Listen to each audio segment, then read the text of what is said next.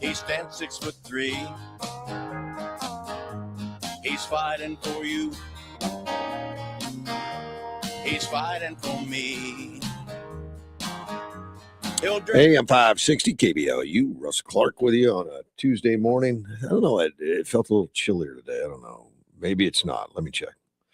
It says 42. It's going to be a high 74 today. It's going to be a little warmer. Well, now, I'm sorry. It says 41. Went down.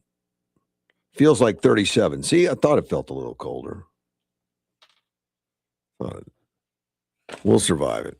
It's not like the rest of the country. And I don't know how much have you been keeping up with that, but I'm getting pictures out of DC and some other areas where it's just getting hot.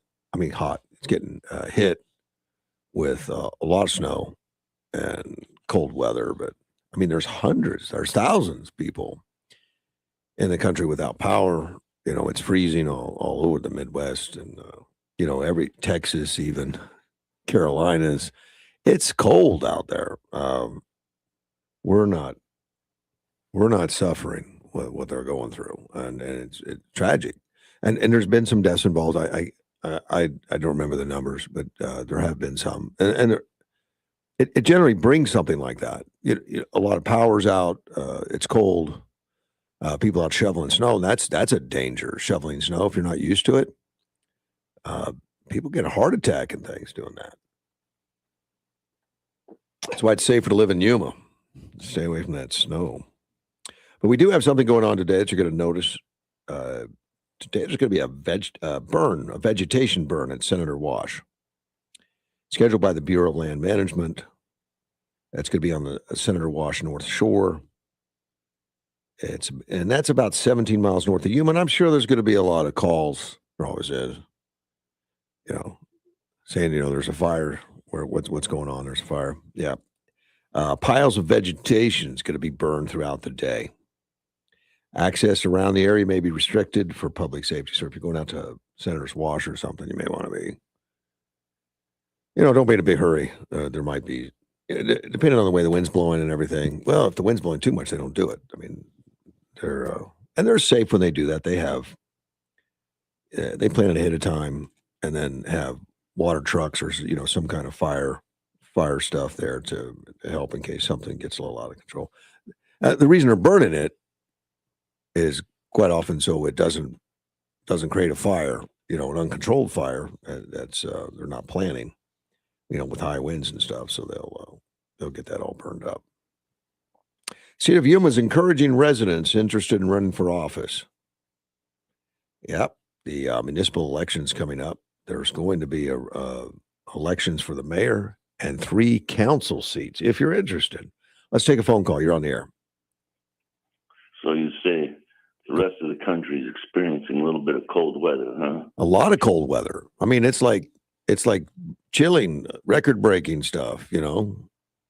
Record-breaking, smeckard-breaking. It's freaking winter time. Yeah, but they're getting a real hard blast, man. I feel sorry for them a little bit, a little passion, a little compassion. Makes good news. Blah blah blah. Distract us from the Alex Pretty shooting. No, don't want to distract from that. We'll definitely talk about that. But it is shutting down a lot of businesses. It's shutting down schools. It's shutting down all. We don't get any of those though. Snow days in school. Yeah, right? Yeah. That's why the snowbirds come here for the winters. We don't get snow days. But regardless, it is winter. It gets cold in the winter. It snows in the winter. There's ice on the roads in winter in many locations throughout the United States. Should be used to it by now. Well, you have good days and bad days. Believe me, I've lived in the snowpack country, and there's sometimes you just can't even leave the house. So. And I think that's it right now in a lot of those places.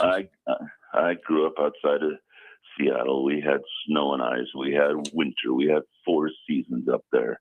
Well, 2, I guess. Like here you have hot and not hot. Up there you have wet and not wet. Yeah, we have hot, not hot. The road construction season. We have all those. Gotcha. All right. Pretty. What? I finally read something that helped me understand. At first I was like, another dumbass, F-A-F-O-'d. But then I started reading that it had taken his gun away from him before he got shot. That's correct. And then I just finally read that and I don't bother watching the videos. I'm not that interested. Like I said, to me, it's just another foul incident. But what made sense to me, finally, to understand why some people are upset is, well, I mean, many people are upset because they say they took his gun away already. But what made sense to me is, hey, there was a struggle. There was one officer might have pulled the gun around, but no one else that shot could see that or knew that. They knew he was armed. They saw him, disobeying commands and causing all the trouble, walking around with his holstered gun. But in the moment when it looked like he was going for it, they could not know that it was taken away. So, well, and then, and I don't know if you caught this, but the officer that took the gun away, there was an accidental discharge of that gun. No, I didn't hear that. Yeah, he pulled it away. Now that gun had been in the shop, and these are. I haven't confirmed this, but it's some commentary that I saw that gun had been in the shop before because it was a customized gun that had such a hair trigger on it, it would accidentally fire. And apparently, and I saw the video when this cop pulled it away, he didn't get a step away, and a gun went off in his hands. He did not have a finger on the trigger, and a gun went off. When that gun went off, the other officer, they were already alerted there was a gun. Somebody yelled. They don't yell gun. I forget what they yelled. There was a different some other word, and that's when the officer pulled his own firearm. The one officer that shot the man first pulled his firearm, and then the gun went off. And at the same time, the guy's struggling and reaching behind his back for a cell phone or something as he's fighting with the cops. So, a reasonable officer would think he's reaching for another firearm or a firearm. He didn't know what it was. I don't think he was reaching for a cell phone because he was walking around holding a cell phone. He was videoing. He does, but he reached his hand behind his back for some reason, and I don't know why, but that's on the video. It's going to be investigated. They're going to take a look at it and have professionals look at it instead of us. But the problem you get into, and this is where I think the Democrats particularly have really done a disservice. They want the Democrats are telling you to stand up, fight these guys, resist. Mm-hmm. And you get some federal officers trying to hold you to the ground and you start bouncing around and resisting. Yeah, there's bad things are going to happen. And you were carrying with, at some point, visibly carrying. Yeah, he didn't announce that he was carrying. Apparently, one of the officers saw it, screamed gun or whatever they scream, the code word for that. And that's when one of the officers reached in, pulled the gun out of the holster, walked away. As he walked away, the gun went off. Gotcha. Yeah. But he was still walking around with a pistol in his which is legal. Visible, yes. Very legal. Wait. Go ahead. He was not legal. My understanding is he had a permit. No. But he didn't have ID on him. That's correct. If you don't carry ID, you are not legal. That's a good point. My understanding is he does have a permit, but you're right. I read that he didn't carry any ID at all, which is I mean, why? I mean, if you're carrying a firearm and you have a permit, you have to carry the permit with the firearm. I mean, I have a concealed weapon permit. Yep. And permit with the firearm, and you have to have ID on you. Yeah. But of course, you don't need one in Arizona. You don't need a permit in Arizona, but that was the rule. Talking about Arizona here, buddy. I know. But I don't, we're a concealed carry state without a permit, but I don't think Minnesota is it? I'll have to double check that. I don't think that's so. Right. He did not have, he didn't have an ID on him at all. Mm-hmm. Which, and he didn't. It doesn't necessarily mean you got to shoot him. There was other action. No. It's not. But he still. Everybody wants to say he was a legal, carry firearms registered. Blah blah blah blah. Yeah. Well, there's rules to that. And one of them is carry ID. I took the concealed weapon permit classes, and back when they were 3 days even. And I took and one of the things they told you is if you have an interaction with a police officer, like you get pulled over or something, announce that you have a concealed weapon and a permit. Mm-hmm. Which I've done. I got pulled over and I said, well, I better tell him. And the police officer says, yeah, well, good for you. Let me check this out. He didn't care. He didn't care. And that was Arizona. In concealed situations, I understand, but his was open, holstered on his hip. Didn't he have a jacket on that was covering it? I don't remember. Well, I'd have to take a look at videos or pictures that I've seen show it visible. So anyways, we're all Monday morning quarterbacking. When dude got shot. Oh, without question. We're not sent to the slaughter by the commies, and Lennon had a name for that. Useful idiots. I think doing their job. I think without a doubt, Minnesota has set up for violence, has set up for incidences that people are going to get hurt because other states are not doing that, like Texas, and they have 10 times the ICE arrest, 10 times, and they don't have any incidences. You're not hearing about it all over the country. You're hearing about it one place, and that's because it's embraced by Fry and by Tampon Tim and by other politicians in there, like fight. Well, somebody's going to get hurt, including ICE officers and Border Patrol. More people are going to get hurt. This is just beginning. And Border Patrol wouldn't even be there if it wasn't for the sanctuary status, where the ICE needed backup because they have so much agitators and so much anti-ICE people. For them to do their job, they need some help, and they called in Border Patrol. Those guys wouldn't even be there. But the state did it. The state set it up to be that way. Set up the anger, set up the protest, and then set up where the cops don't help.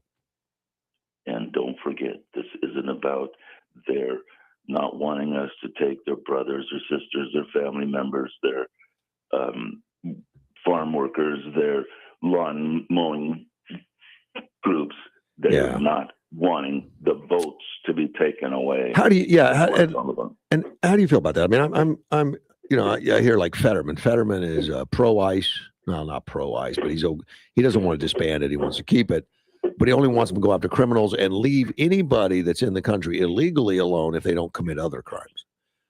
I'm not really comfortable with that either. I mean, it's a crime to come in here and lie. That's not the way to start a good relationship. His bad days. Huh? Fetterman has his good days and his bad days. Well, I think he's more of a middle ground. He's not a radical left like a lot of them, but he does vote very progressive. But at least he has some common sense coming out of his mouth. I mean, it's the brain damage that did it. Could be. Yeah, I think it healed. All right, I'll let you go, buddy. See you, man. Be good. Bye-bye. Bye. Yeah, there's still a lot to be sorted out there on that gun. But I did watch that video closely and listen to some of the commentary about the accidental discharge of that firearm that thing was, and it's just unfortunate. That Pretty, Alex, he was killed in the whole thing. I mean, it's terrible, and I'm okay with him carrying a gun. I'm a pro Second Amendment guy. But you're carrying a gun and start fighting with federal officers and pushing and shoving. You're setting yourself up for something bad. It's not. I mean, the gun just adds to it. It does because it's going to be seen as an issue with the federal officers that their safety is at risk all of a sudden because your demonstrated behavior. And then you have the firearm on top of it, and they tried to. My understanding is, I may be wrong on this, but I heard that they wanted to disarm him, and he fought that disarmament, which that would happen when you're being interviewed and talked to by a police officer. I don't think it's that unusual. It's never happened to me, but when I've been pulled over for a traffic stop and I said I had a firearm. I wouldn't have been concerned if he wanted to take possession of it right there. I'm not fighting with him. I just got to answer why I was going over speed limit. That's all. I wasn't going to make it a federal crime. Some people feel differently. They do. I would not have had a problem with that. If he wanted to see my gun or my paperwork or anything, I don't care. Some people would resist that, but then you put yourself in a really bad shape. Let's take a phone call. You're on the air. Morning, Russ. How you doing? We're doing well, Ted. Question: do you know what in Arizona what District 3 is? Where it is? No, but all right. We have. Oh, you mean a congressional district? Yeah. You know what county that's in, or since they wouldn't mention it? Why would they not mention it? I don't know, but they got a congresswoman that was elected, Yasmin Anar. She's Iranian. She was on that show, Arizona Horizons. Okay. And it's a PBS station, okay, here in Arizona. And she is saying that the president is mentally impaired. These are her words, not mine. It makes sense, though. Yeah. Well, that district, by the way, is downtown Phoenix, parts of Glendale. Okay, that makes sense. Yeah. Well, she is a psychologist now and a medical profession. That's not her true trade, but since she believes that Trump is mentally impaired and should be impeached, and then they brought this gentleman named Robert McWhirter. He's a political consultant, law expert, and backed her statements up by saying that, yes, he believes legally that the president is mentally impaired. Oh, just from what? Watching his social media or what? No, they didn't actually say. These are expressions put out that have no facts or backing behind them. Wow. So PBS here in Arizona is using that station as a trash talking of the president of the United States. It seems to be a pastime for many people on the left is trash talk and personal stuff, and stuff that's ridiculous, like 25th Amendment stuff. He's impaired. I looked her up on Wikipedia real quick, and their ethnicity. Right. Because sometimes it does, their ethnicity. It listed like 62.26% Hispanic, 19.6% white, 10.1% black, 2.6% Asian, 2.5% two or more races, 2% negative Native American, and 0.5% other. What is that? What kind of breakdown is that? What is that? Did they go get a DNA type breakdown or something? 23andMe. I don't know. I've never seen that before in anybody where they break it down like that. Right. How did the Democrats get her elected? How did they, in that kind of county area, how did they get her elected? I don't really know anything about her. She is a mullah. I listened to her whole interview. She is a mullah from Iran. Her family are mullahs. Is she? They are Iranian. She's first generation. Now, I don't know if she was born here in the United States, but she is a mullah. And I told you what happens when septic tanks overfill. The shit flow. Watch your language. The stuff. Yeah, I know. The stuff flows downhill, Russ. Yeah. She went to. Let me see. Went to Cambridge or Stanford. There you go. And then St. John's College, Cambridge. She looks like a normal lady. Just don't know anything about her. Well, she's a gen. You know what a gen is? She was born in Seattle, Washington. What's a gen?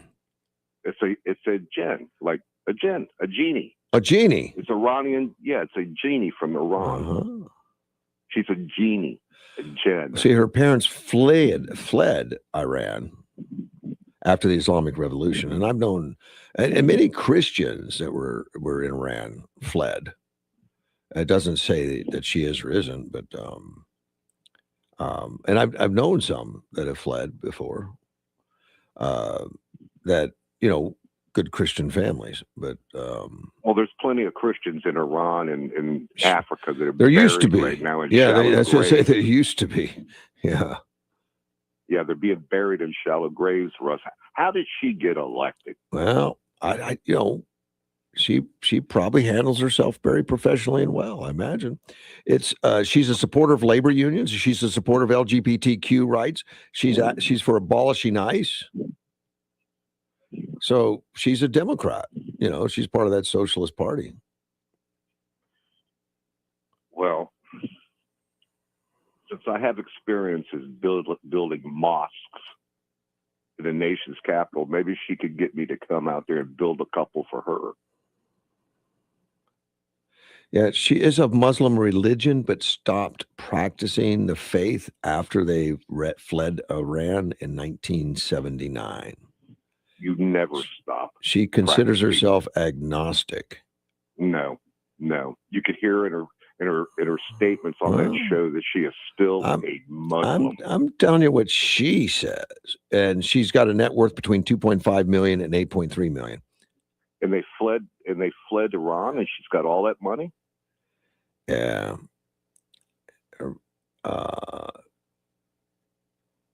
She owns 2 properties in downtown Phoenix, you know, and makes money on them. I don't know. You know, set up with her dad. Her dad was a finance guy, but apparently did some stuff. So another mullah. So she's got. I don't know how you could say that from that, but she looks like, you know, she got elected because she has, you know, some abilities. She knows how to save money, make money. She's educated. Can I tell you something of personal knowledge firsthand? What's that? I work for a company in Virginia, in Alexandria, Virginia. They are Armenian. Yeah. But they're truly Syrian, from Syria. Okay. And they are some of the most corrupt people I've ever met, and using the Christian faith, their orthodox, to disguise their crookedness. They were bringing, what they would do is send over their female family members to Syria, and they would wrap gold chain and stuff around their bellies and all, and then come back into this country. Well, that's not unusual. I mean, look what the Somalis are doing. They're sending cash. They don't do gold chains. They do cash. But I was just curious of where she was from, because they didn't say Phoenix. They just said District 3. That's Phoenix, and when I said her ethnicity, that was not her ethnicity. That was the ethnicity of the district. That's why it was so strange. I thought, how can you be so strange? The district is 62% Hispanic, not her. She's from Iran. Right. So I guess what she's going to have going on here is a camel route from Phoenix to Yuma. Now that's just rude, Ted. That's just rude. She was born in this country, you know. I'm going to get my name changed to Marco Polo. All right, Marco. I just was curious of where District 3 was, because they would not say exactly when they interviewed her. I know you don't use you don't do searches on your cell phone or anything, but you know it would help. It would give you information that is pretty amazing. Okay, I just was curious what you might think of her. I don't know. Rating the U.S. our president. I think that's horrible. But I don't know her personally, and I don't know much about her. It sounds like she's a normal progressive communist, maybe a socialist. She's anti-ICE. It's kind of like what we expect from AOC and Jasmine Crockett and some of the others. Well, I think Dunn needs to look into her and see what's going on here. Who's backing her financially? Who is? I said Dunn needs to look into it. Oh, okay. Who's backing her? Yeah, where'd the money come from? Well, it says she raised like $350,000. That's not a ton for that seat, but it's definitely a big Democrat area. I mean, it's primarily. Well, as well known as you are here, you should be a trillionaire. if that's the case. I'm all for it, but I don't think it's going to happen. All right. I was just curious what you might think of somebody like that. Try to behave yourself, man. All right. Have a good day. Bye-bye. Hey. Yeah. I'm sorry I cursed. We'll get over it, man. These mullets running this country. Fine. All right, take care. Bye-bye. All right, bye. Yeah, Ted. He doesn't like her. I don't know anything about her. She's definitely a progressive. She's self-proclaimed progressive, and she likes all those socialistic ideals and values, I imagine. Let's take a phone call. You're on the air. Good morning. This is Dean. Well, good morning, Dean. I heard you talking about the tragic shooting and death up in Minneapolis. That's right. That's right up your alley, man. I mean, that's what you really... compliment you on being so on top of it. Oh. You said you watched the video and you saw what had happened with this unintentional discharge of appears to be a SIG P320 that Alex Petty had on his person. It appears like it was in the small of his back. I don't know if it was in a holster or just tucked into his waistband. I heard there was a holster. I read there was a holster. Might well have been. I mean, it seemed like he had an optical sight on it. He had an extra magazine. It sounds like he was pretty well prepared for something. But as you said, it's not a good idea to get in scuffles with the police when you've got a concealed pistol on you, because they're going to find it and then bad things may happen. Yeah. And I think you nailed it as to what happened in the events.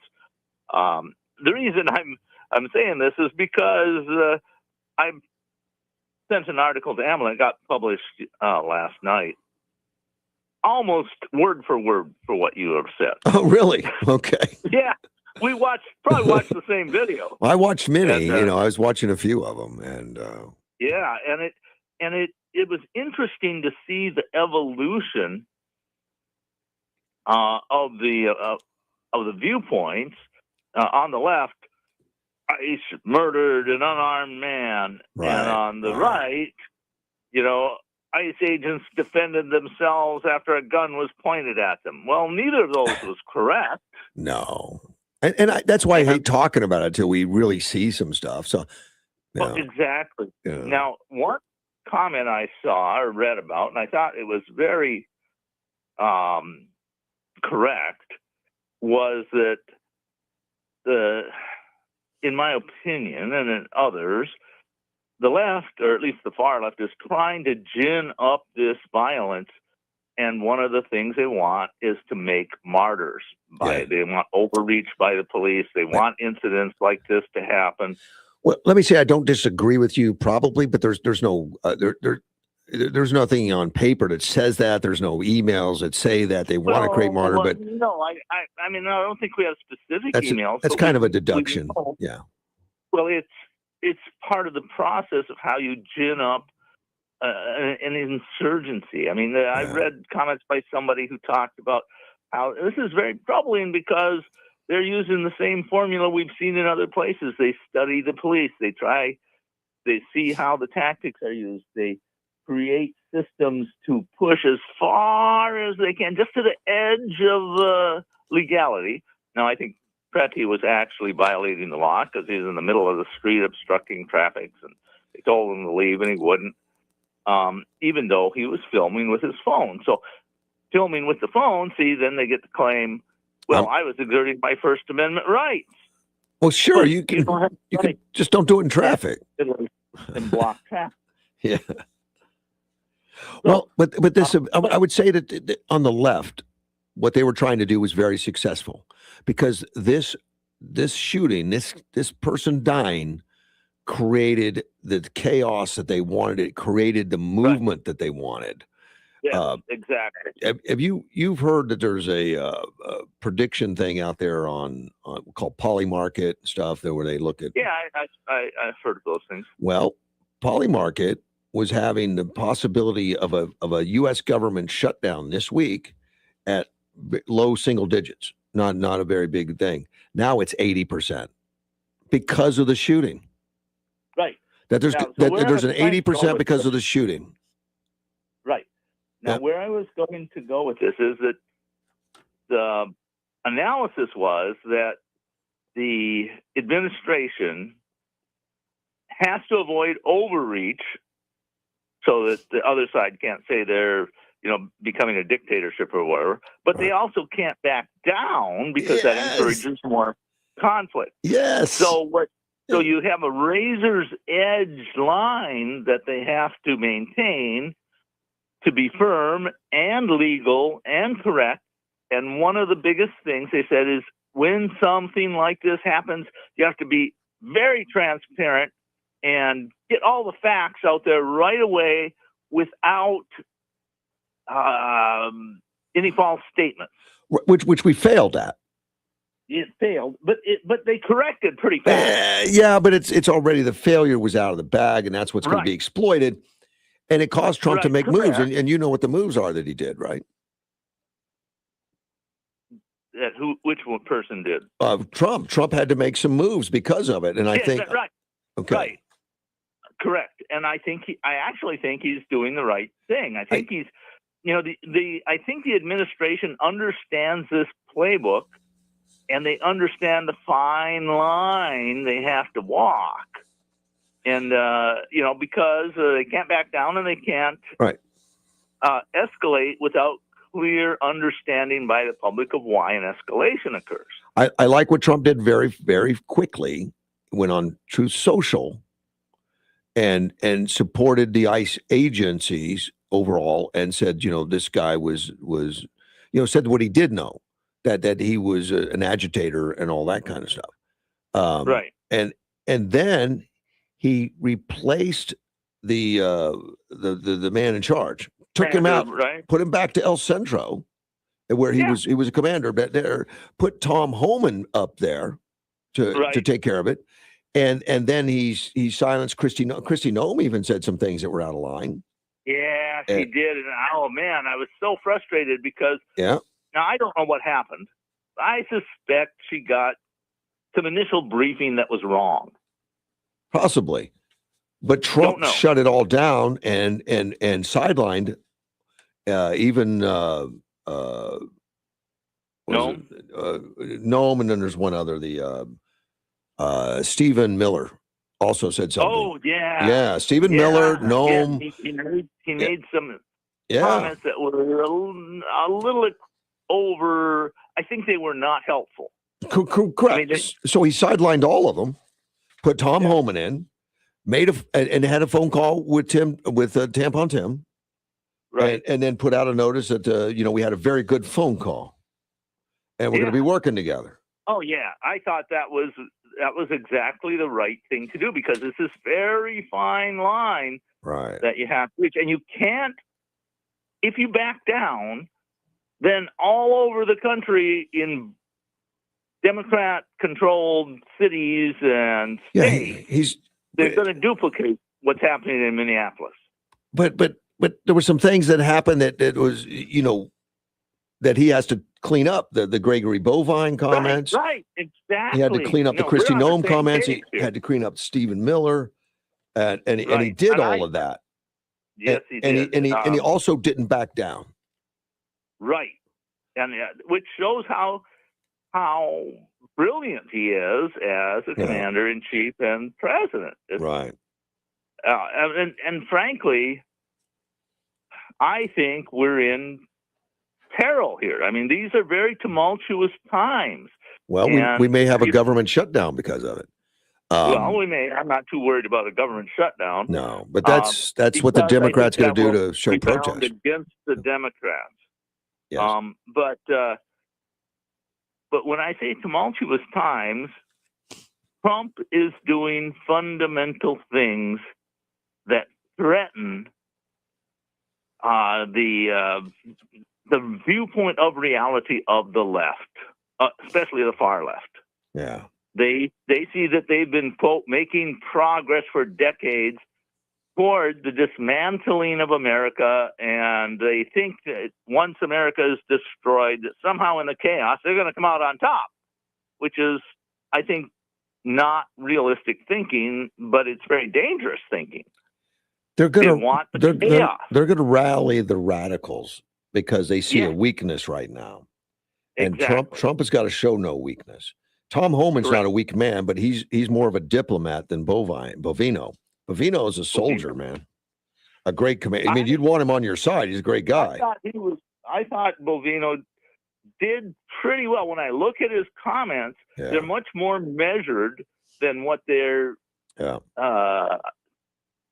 supposed called out to be by the left. You actually look at him, he's saying, here's what we think happened. He's put some caveats in there. You know, he didn't go as far as Stephen Miller, which I think went a little too far. Well, and Miller's was let me see, he called him a would-be assassin. Because then he called him a domestic terrorist.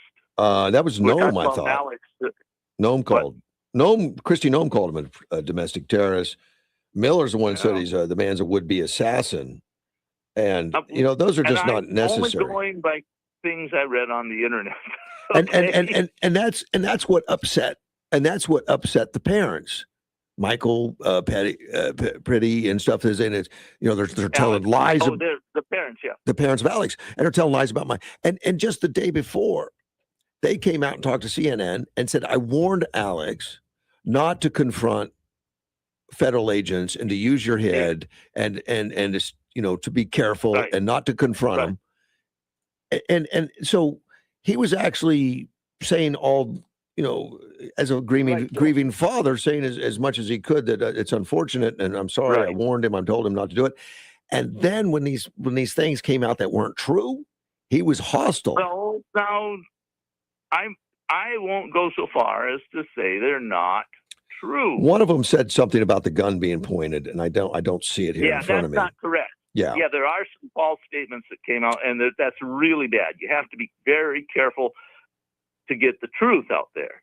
But the initial reports is kind of a chaotic situation, but you need to be both quick and factual.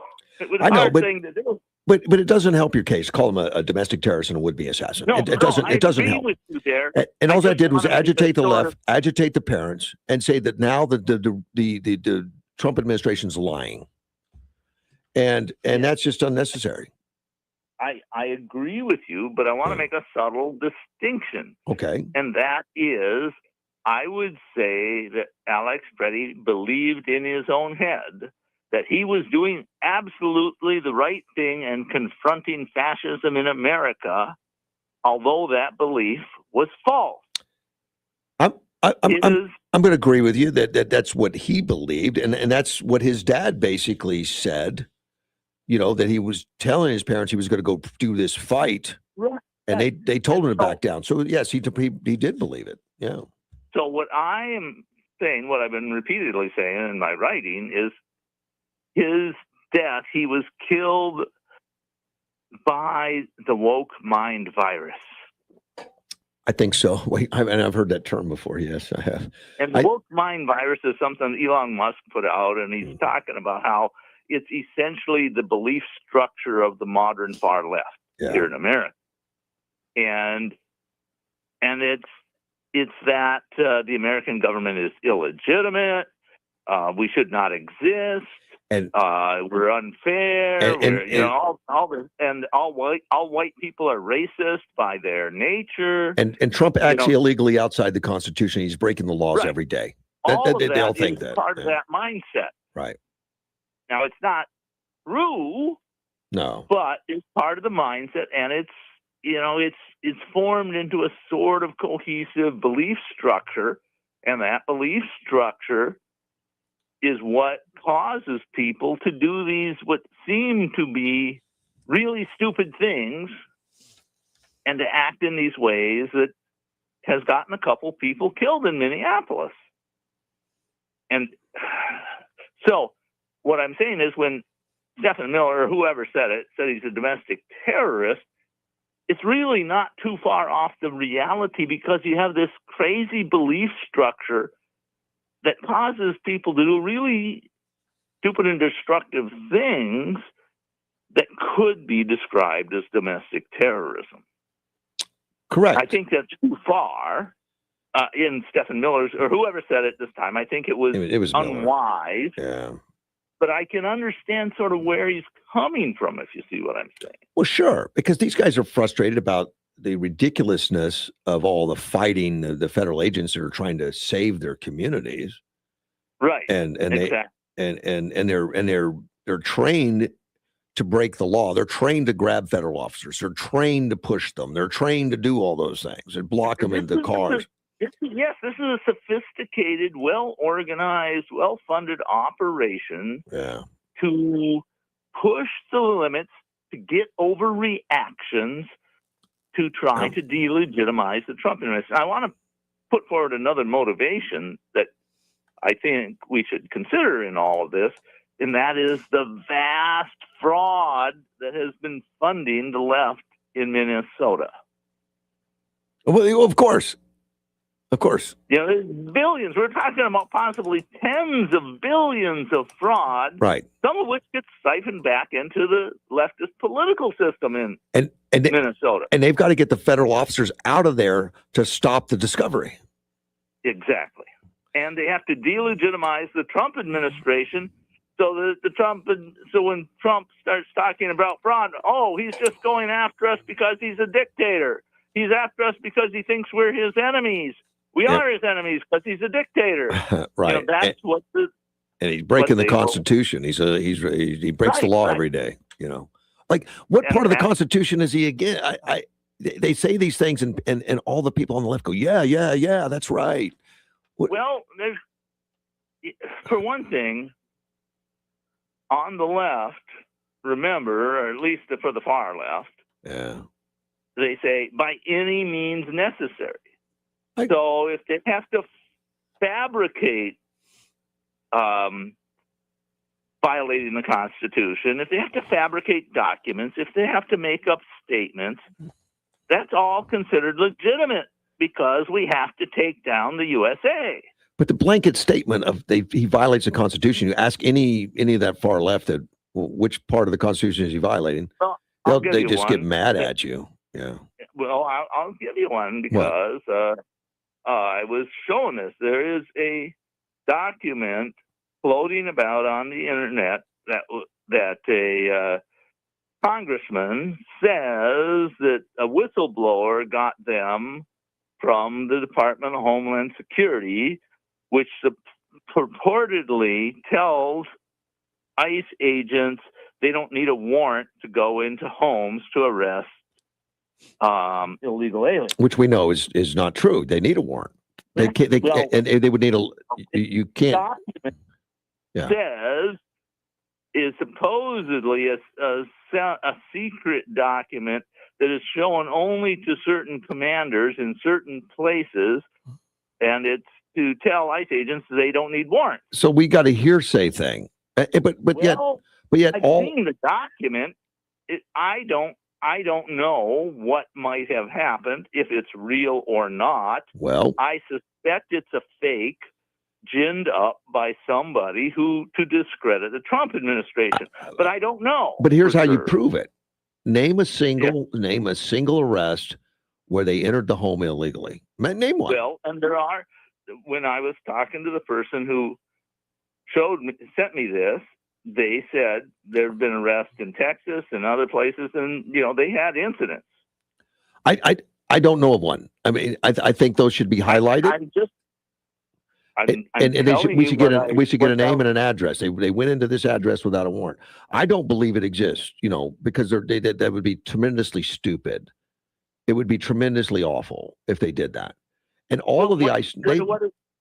What it seems to me that what made me think it was probably fake. One is this stupid, but is that this idea that it was only selective and it was only supposed to be used in friendly states. No. This is not used in California. It's not used in Minnesota because they only want to use it in friendly states. And I said, what? Well, it sounds like a conspiracy theory created by the left. But if it's true, then it should be investigated.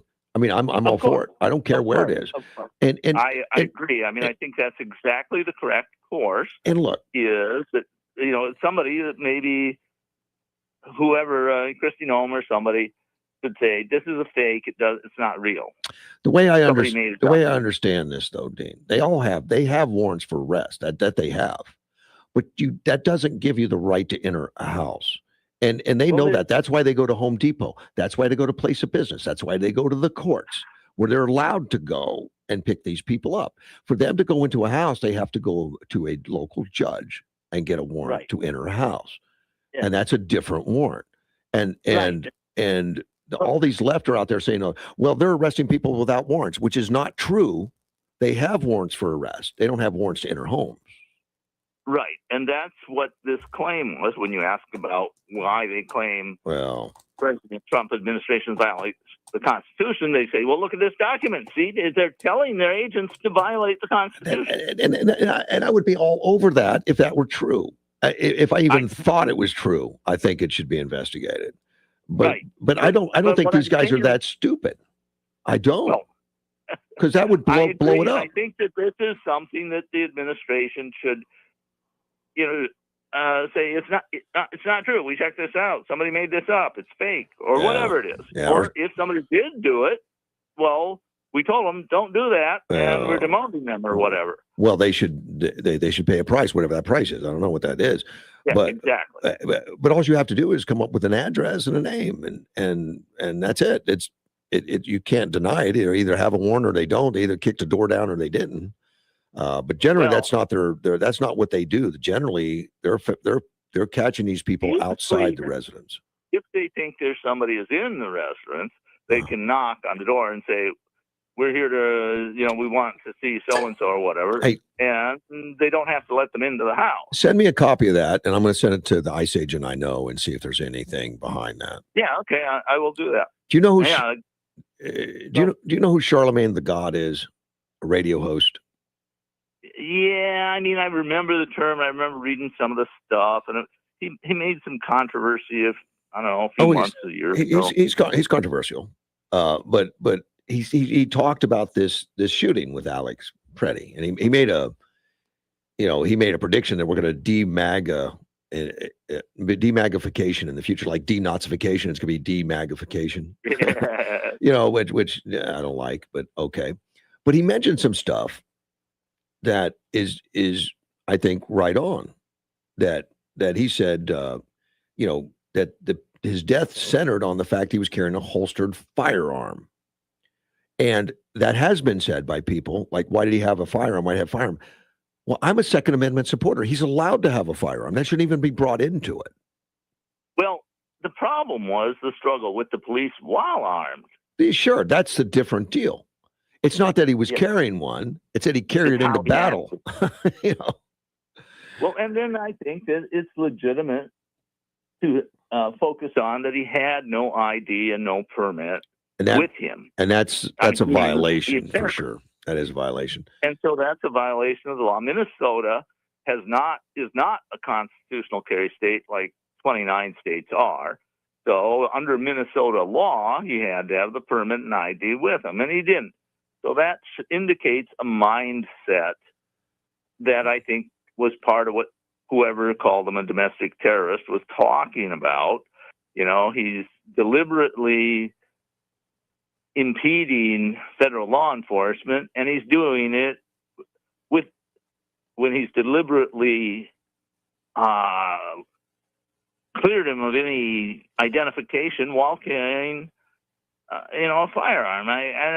I agree that he had the right to carry the firearm, but he was violating Minnesota law because they have argued extensively against the Second Amendment. It's a trap for someone like Christy Nome to say to mention out that his possession of a firearm at a protest, that she shouldn't have that, like he shouldn't have had it, and that gave Charlemagne the sense like, well, why do you bring a gun to a protest? Why do you bring a gun to a Starbucks? Now all of a sudden it's wrong to carry anything, anywhere, even though we live in a country that lets you carry nearly any or anywhere. What are you doing? I'd be careful with the language there. I wouldn't say lets you carry where you have the right to carry. You have a right to carry. Well, that's Charlemagne. I'm quoting him.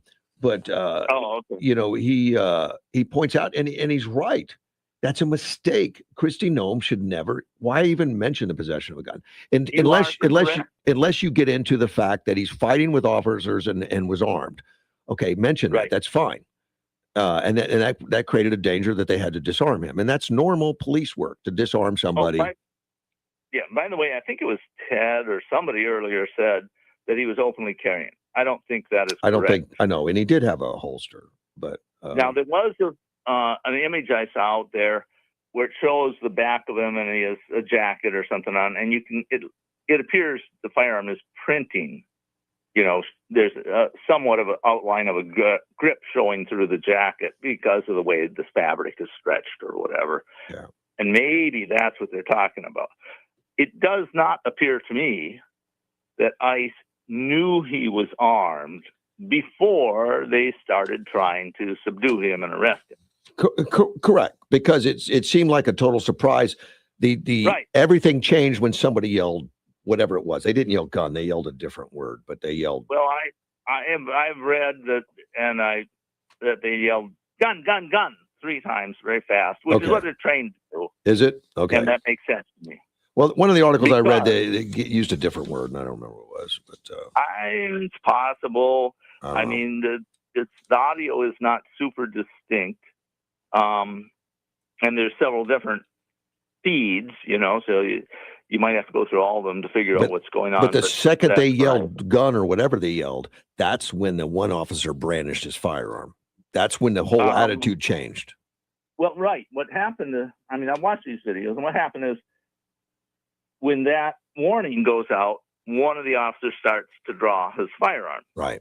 And the guy who gets a hold of the Alex Pretty's gun, he apparently has just gotten it at about that same time. And then this is all happening extremely fast, by the way. Within seconds. And the agent in gray is pulling that gun out of the violent scrum of about 3 agents, I guess, and Pretty. And then he turns and steps away, and that appears to be when the gun goes off, unintentionally setting up the chain of events where Pretty gets shot because, they're scared because it's gun, gun, gun, or whatever. And so they're reacting to that. And then a shot goes off, and they may have even gotten some splatter from the bullet hitting the concrete or whatever. And they fire and kill Pretty, because it's all a horribly unfortunate series of events. Right. And Pretty's still fighting at that point, and he's reaching all around and fighting. Right. If Pretty would simply have stopped resisting at any point, he would not have been killed.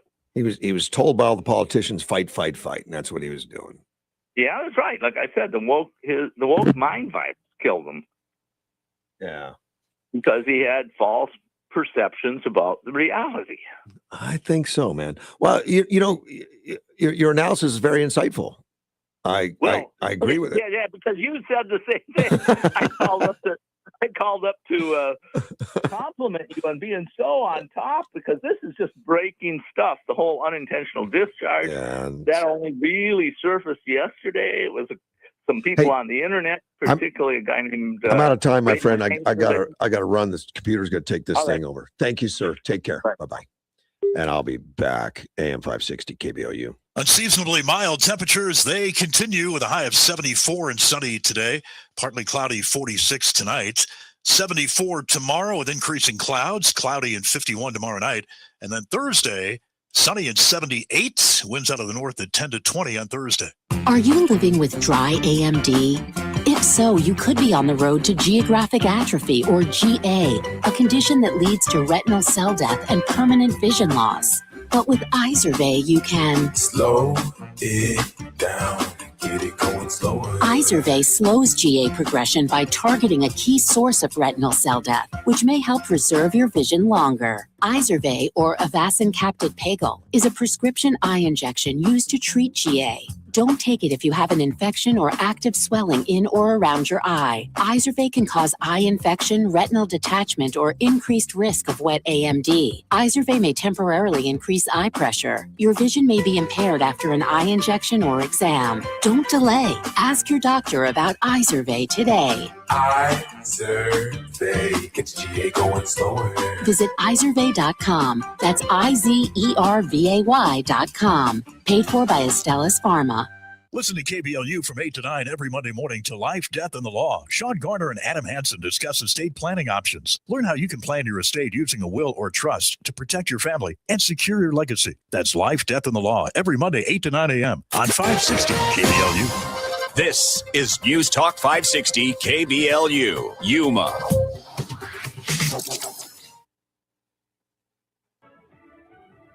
First Lady wants Americans to unite. I'm Dave Anthony, Fox News. After all the protests and anger in Minnesota over immigration enforcement raids and shootings, Melania Trump tells Fox this morning. I'm against the violence, so if we protest in peace.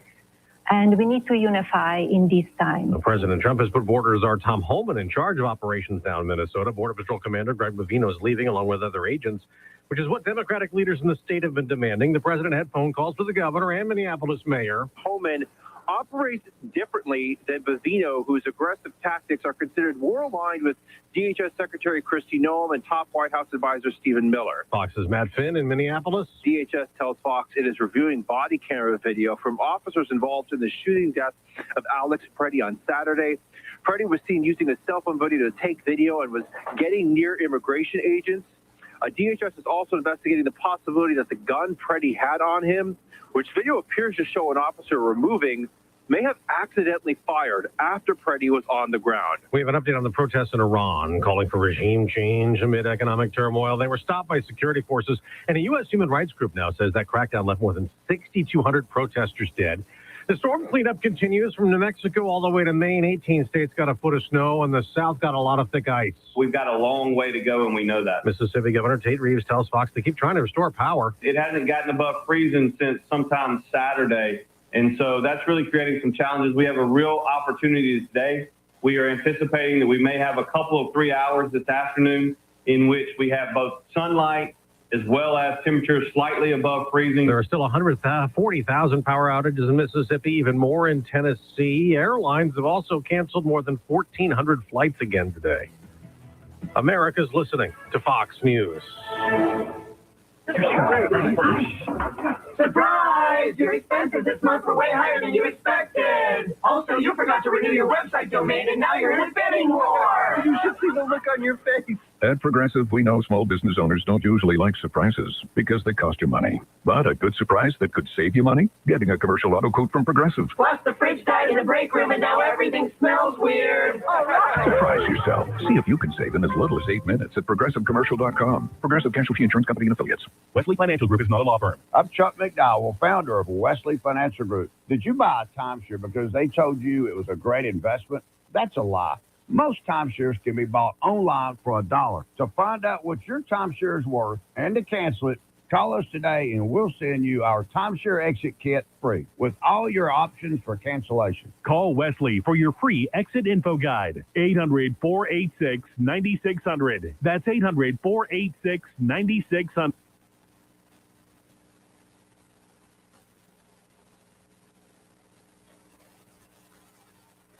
Information desk, I'm Jelena Aguilera. A motorcycle crash left one person dead Saturday night near County 14th Street and Avenue B. 34-year-old Abraham Corral was riding his Harley Davidson when deputies say he collided with the back of a Honda CR-V. Corral was ejected onto the roadway. Both drivers were taken to Onvita Health. The Honda driver sustained minor injuries while Corral was transported in critical condition and later died from his injuries. YCSO says they believe speed to be a factor in the crash. Plus, the Yuma Police Department is looking for a suspect involved in a hit and run over the weekend.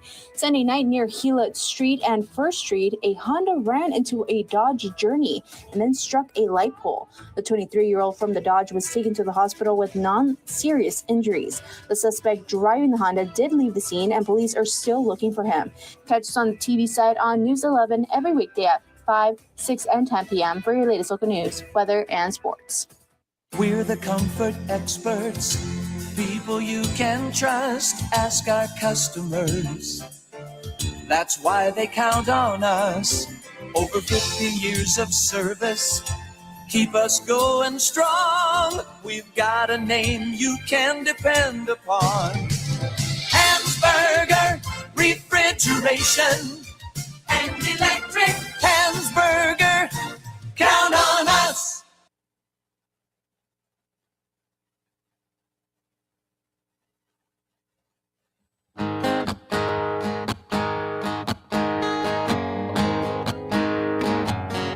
There's a man in D.C. He stands 6'3". He's fighting for you. He's fighting for me. He'll drain that old swamp, just like he said. AM 560 KBLU, Russ Clark back with you at 7:05, and I have a caller on the line. Good morning. Hey, Russ, we got our winter here in Yuma, Arizona at 5 o'clock. It was 39 degrees outside. Yeah, better wear a jacket, buddy. Hey, it was beautiful. I didn't get on the bike, though, at 39 degrees. I said, no, I'll wait. So reason I'm calling you, I was reading a couple of articles about that SIG pistol, that 9mm. Yeah. It's had problems with the trigger. It goes off. It has gone off on its own. I guess bumping it or something. Yeah, and apparently, and I heard some reports, don't know if they're true, that particular gun that Freddie had, he'd taken it to the shop for that exact reason. Right. And it looked like it was a modified gun anyway. It looked like he really put some work into it. But yeah. The gun itself has a problem with its trigger as far as if it is dropped, it'll go off. If it's loaded, if you drop it, it can go off. Yeah. There's a problem with it. So if he went there and filed the trigger, worked on it to make it even more easy pull. Yeah. I don't see why you'd want to do that. So I saw some pictures of him in his other dress, his alter ego, and he looks like a transgender to me, or trying to be look like a lady. I've never heard any comments to that. I don't know if those were AI or whatever, but I'm laughing about it. But it's too bad it happened. He wasn't at work. Maybe it was his day off. But he's a martyr. I think he wanted to be a modern day martyr, just like Good. Yeah. I think they both wanted to be martyrs. They wanted to be known. Well, I don't think he went out wanting to be a martyr, but I think the whole organization probably is not, it's going to take advantage of it anyway. Like Rahm Emanuel says, take advantage of a problem like that. Well, Russ, I believe when you know what's going on, you've seen what's going on, and you put yourself in that situation, you start fighting with the law enforcement and whaling and stuff, and you have a weapon, and the high tension surrounding that whole thing. Yeah. You get shot. I doubt that he thought that at the time. I don't think he has that kind of experience. He has a weapon, but I don't think he thought it through. You don't think by his daddy telling him not to go there and stay out of it, and he decided to get in it? Believe it or not, we all don't listen to our daddies. But you know what I'm saying. He was told, "Hey, don't do that." Blah blah blah blah blah. Correct. But again, I blame the mayor and I blame Governor Tampon, because they're the ones that are inciting them to do that. They're the ones inciting people to get in the faces of ICE and get in their ways and So you get a guy that has, and I believe he has a little mental problem. Anybody that goes out and tries to throw ice blocks of ice at law enforcement, you have a mental problem. Was he doing that? No, other people were. Oh, other people, yeah. Yeah, they throw frozen water bottles. Apparently, it's quite, Yeah. well, they weaponize Yeah. a water bottle. Right. So when you do Yeah. that, you're trying to hurt somebody. Yeah. So with that in mind, you have a mental problem. You have a mental problem. And I believe these guys are telling these rioters to interfere with ICE, and they are getting those people that have mental problems to do their bidding. And I really feel that that's what's happening. Well, Waltz and the mayor, just like our attorney general over here, when she spoke about stand-up law, if you feel intimidated and blah, blah, blah, blah, blah, protect yourself, she's going to get some person with mental problems, and they're going to do exactly what she said. Well, the left is saying that Trump has a mental problem. So I don't go along with that. They've said that a long time. They also say he's a Nazi and blah, blah, blah, and he's this and that. They've been saying that for a while. It's all the I don't think these people have mental problems. I just think they're easily influenced. They're easily influenced, and they're trained and battered, and they drank the Kool-Aid. You don't think if you're easily influenced to harm people that you don't have a mental problem? No, like no. This guy's an emergency room nurse. He's had a lot of training. So we've had teachers that were teachers and professors that molested children and killed people. Did they have a mental problem? I don't know. I'm not somebody that's got diagnosed that, but I don't necessarily think so. No. No, that's okay. I think anytime you're, just like these guys that want to cut off their huevos to become a woman, do they have a mental problem? I would hope so, but I don't know. But you see, what I'm getting at is people can be short-circuited real easy. There's a lot of influence. You got your media influence. You got how many kids back in the 70s and 80s that were doing some weird stuff. I remember these kids were playing. What's that one? I called it the devil thing with a Ouija board. Yeah. Yeah, they got controlled by it. I know a young man that was a really cool dude, and all of a sudden his whole demeanor changed, and he committed suicide. He was on a barn. I forgot what state it was. He called his friends out there, and they were watching him. Hey, what's this? And he killed himself. No question. There's a lot of people that are influenced in a negative fashion and all that. And I think that's what's going on with these people. They're trained, and we've all seen, the pamphlets and stuff are out. The training manuals are out that show that graphically how they can grab an officer, detain an officer, block an officer. All that's illegal. Hey, Russ, I got to go. I got a call, an important call. See you, buddy. Bye-bye. Coming. Take care. Bye-bye. Mr. Gilbert hanging up on me. I started to talk about, like an hour ago, that Yuma's encouraging people to run for mayor and city council. There's 3 of them. 3 seats available, city council members and 1 mayor. Doug Nichols is the mayor, and he is, running to keep his position. Excellent mayor, but the floor is open if somebody thinks they can jump in there and do a better job. They all play a role, and this is on the article, approving the city's budget, leading long-term planning efforts, and much more. There's a lot more to it than that. There's also a municipal judge seat that's open. You don't even have to be a lawyer to be a municipal judge. It would help to have some experience, especially law enforcement experience or something, and that's what we've had in the past, is some law enforcement officers that run for that job.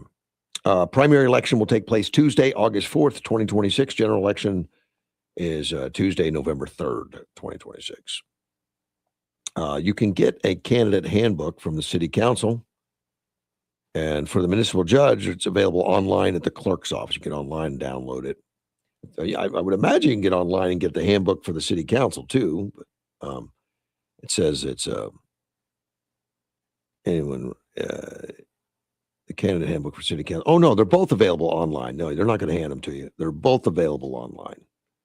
You can go pick those up, or just get online, take a look at them. Or if you don't know how to get online and do it, get a teenager. They'll do it for you. A GoFundMe page is created by a Yuma man who died in a crash over the weekend. Very sad. It was on Saturday. County 14th and South Avenue A in that area at 9:30 p.m. 2014 Harley Davidson just ran into the back of a Honda CR-V that it was driving behind. Motorcyclist was ejected on the highway, was taken to the hospital, critical condition, and then passed. He later died.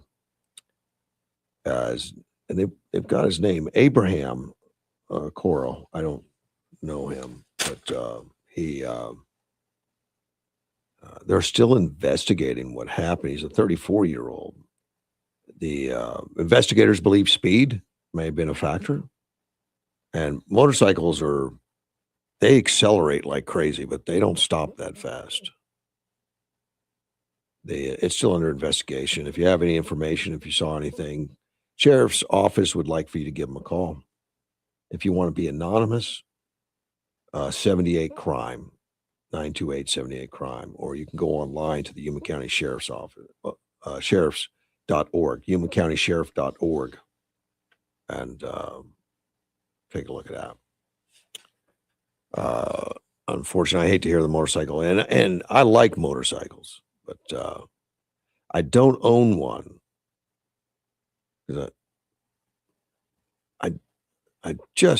I mean, I feel safe. I feel comfortable, but I would be more of a nervous rider at this point. I think I just haven't ridden one. I mean, I've ridden one a couple times in the last few years just to take them to a shop or take them somewhere, and I just realized that I'm overly cautious because it's been a while since I've been on them, and I want to make sure I understand the limitations.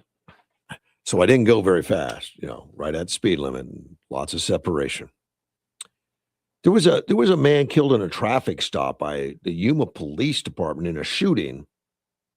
I think it was a week or so ago, that they've identified now. The name is coming out. Sergio Mencia Ramos, 58 years old. Happened on a Wednesday night. Two officers conducting surveillance on a home that was suspected as a drug activity was taking place. This Sergio left the house, and the police followed him, pulled him over.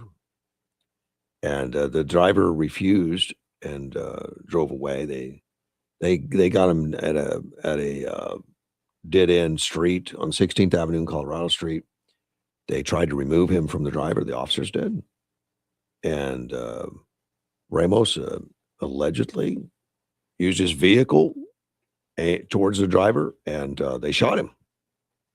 So it's all under investigation. They were wearing a body camera. Ramos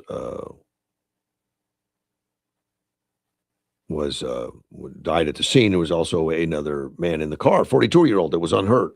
No idea where he is. But if you got tips on that, they'd love to hear from you. Let's take a phone call. You're on the air. Hey, good. Happy Tuesday morning, Russ. Same to you, sir. We get to go again. Yeah, on my 2 cents for the woman that was during the Capitol, she was crawling through the window and the guard shot her. Yes. Now, I don't hear any Democrats condemning that at all. To me, they did not. She was a criminal. She was unarmed and completely. She couldn't move. She was trapped pretty much in that little crawl space. And they just held a gun right up to her neck and pulled the trigger. Yeah. And that police officer was cleared of all wrongdoing and almost immediately with an internal investigation, and nothing was done. Really right. Sad, really very sad deal. And so now look where we're at in Minnesota. Now that guy, they were down on the ground wrestling and fighting with the guy, weren't they? And the guy shot. Yeah. Still a sad deal. You don't want it to happen. It's not good. It's unfortunate. I'm a veteran, and I always figure, well, I'm going to just let God sort them out. Well, I'm a little different on that. I mean, I would try not. Yeah, I'd try not to. I mean, I'm sure ICE didn't want this to happen. Border Patrol didn't want this to happen. No, they didn't. Yeah. But in my opinion, when you touch that ICE officer, man, whatever you got coming, it's coming. you know. Well, So yeah, within reason. Yeah, but it's not a good thing, Carl. You just keep your hands off of them. They got a job to do, but that's not what these protesters are doing. And these ICE officers have been under that barrage every day, where people are grabbing them, shoving them, screaming, whistles, all that kind of stuff every day. So nerves are all on end. They are. Yeah. And why is that even happening? Because that's my problem. I don't understand. Because the state of Minnesota is allowing it to happen. They're asking for it. They want it to. They have the police aren't going to interject. They're not going to arrest anybody for it. And all those activities are illegal. Once you start impeding the officer, it's illegal. And they training them to do it and tell them to go out and do it. And bad things are going to happen, unfortunately. And we've seen a couple. But Minnesota and you and I, we have to pay for all that stuff. Well, Minnesota's going to be paying a big price. Yeah. I mean, that's costing them. And I'll tell you, chances are good that Trump will start pulling federal funds because of their lack of cooperation. A lot of those federal funds are sent over there because of their cooperation. And they're going to pull federal funds because of the corruption. It's being spent illegally. They're not taking care of it. It's a state's responsibility to administer those funds and to double check the funds, and that's a requirement. It's not a suggestion. It's a requirement. And Minnesota is corrupt internally because they do 2 checks a month on these daycares.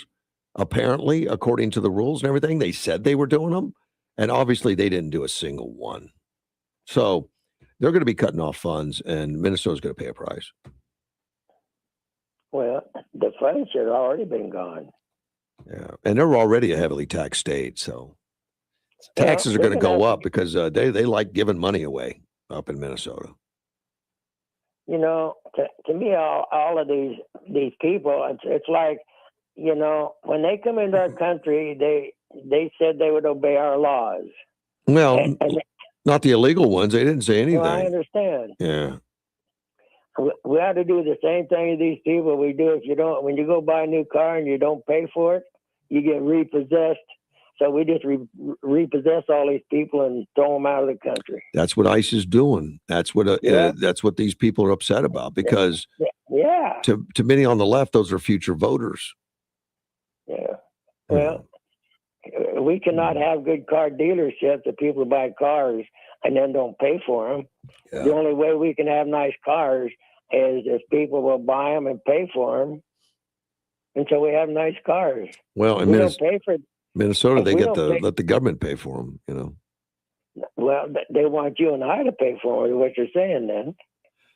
Yeah, some of it's state tax and a lot of it was federal too. So yeah, it's us. You're right. It's us.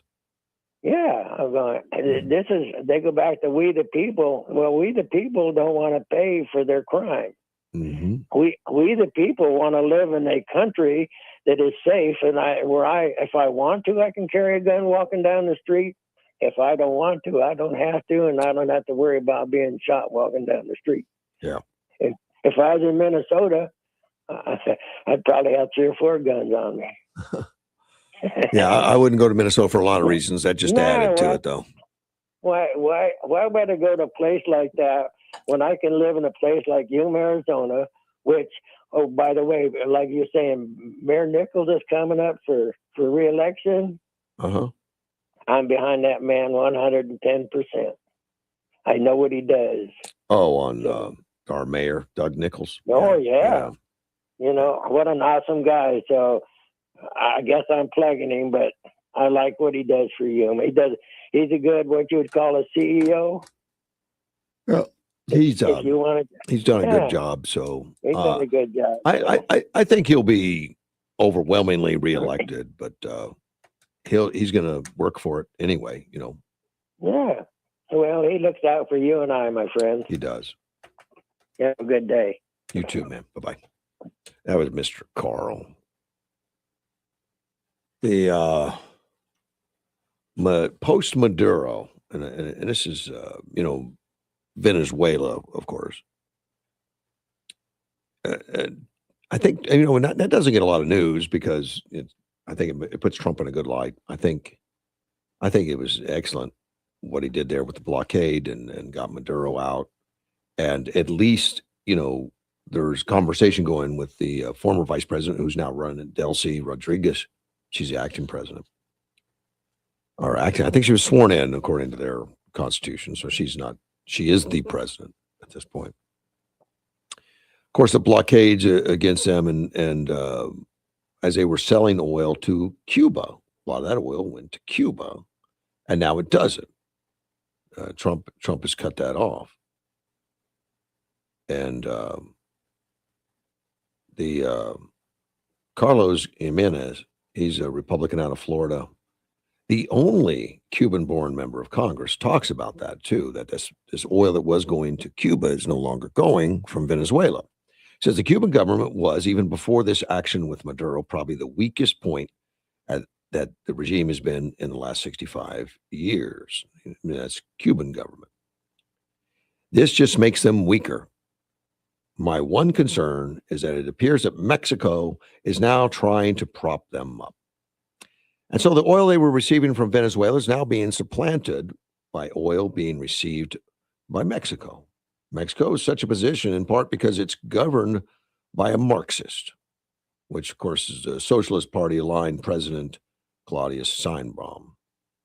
The oil that they were receiving from Venezuela is now being supplanted by Mexico. It doesn't matter that the Miguel Diaz-Canel regime in Cuba has been suppressing and oppressing people for 65 years, as long as they have the right ideology.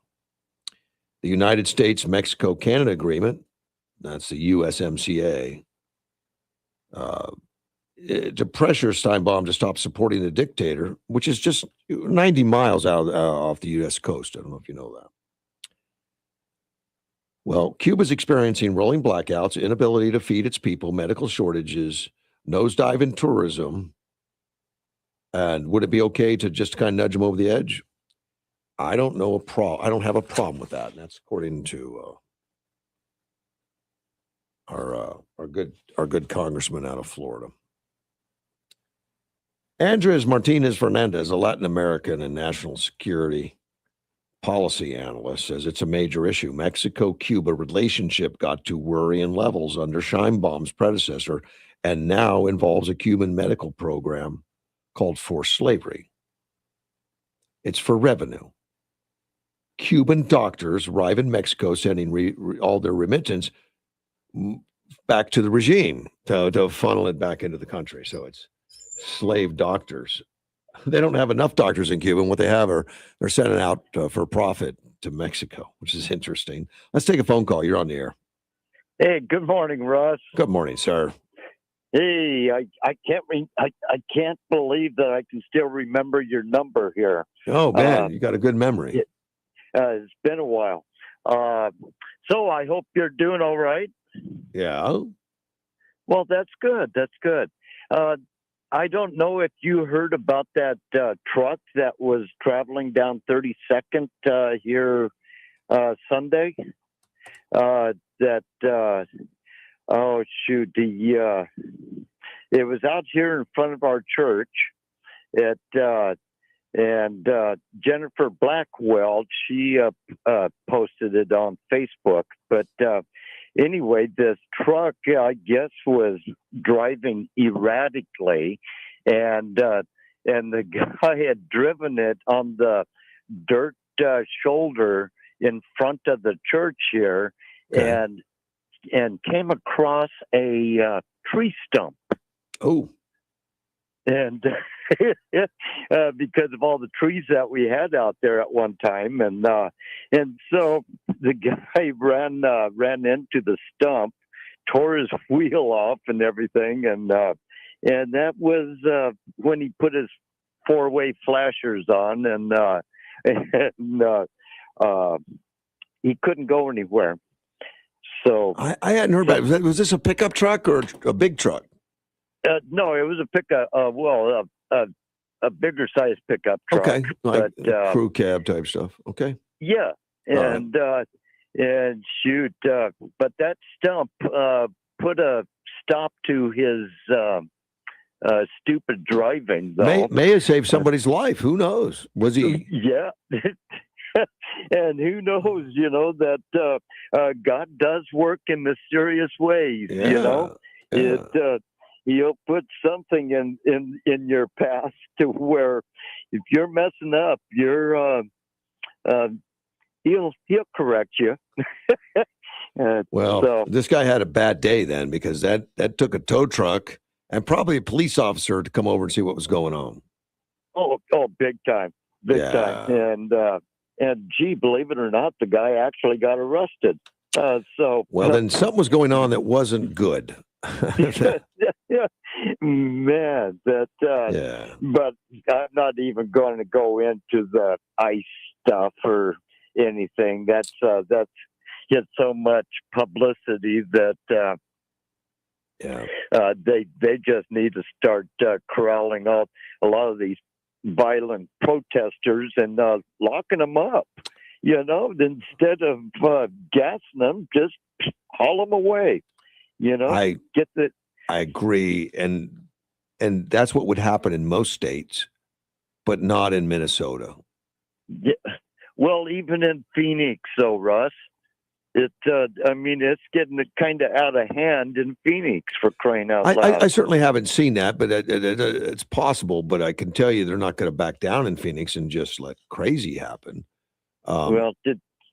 Because I watch the Phoenix news. I don't bother with KYMA anymore. So I watch the Phoenix news, Arizona Family. But they are reporting on a lot of stuff going on over there, and they're always having a shooting over in Phoenix, which is sad. But I don't know. This whole world is going to hell in a handbasket, buddy. Yeah, but there's lots of pieces of it that are, and it's intentional. They want some chaos. They want to create problems so that it makes Trump look bad because he's the president. So they got to come out like crazy. And the press, a lot of the left-wing press, still very partisan, and they can see the same things we see and say it's Trump's fault. Oh yeah. But we have to remember, though, this isn't a war between flesh and blood. This is a spiritual war that is going on between Satan and the good and the bad. It's all spiritual, and you know who the author of chaos and disruption is, and it seems like he's winning right now. But hey, I've read the end of the book, and he doesn't win. You know what I'm saying? I do. Yeah, and so God is still in control. So he's just going to let it play out, and kind of weed out the good with the bad. So all right, buddy. Anyway, I'm going to let you go. Thank you, man. Take care. Hey, you as well. Right, bye bye. That was Mr. Mike out there. I didn't hear about that truck, but a big stump will probably put an end to your day if shenanigans, unfortunately. Getting back to Cuba and Mexico. Mexico has been shipping oil into Cuba, taking the place of the oil they lost from Venezuela. Not all of it, but a portion of it. Anyway, I think 44% is what I read. Now, the U.S. is not happy about it. They're going to seek additional concessions from Mexico and Canada on trade disputes because we're getting ready to do the USMCA. That's United States, Mexico, Canada agreements on trade and everything. Sheinbaum administration, they asked her for comment, but she just said that, she's giving humanitarian aid to the Cuban people.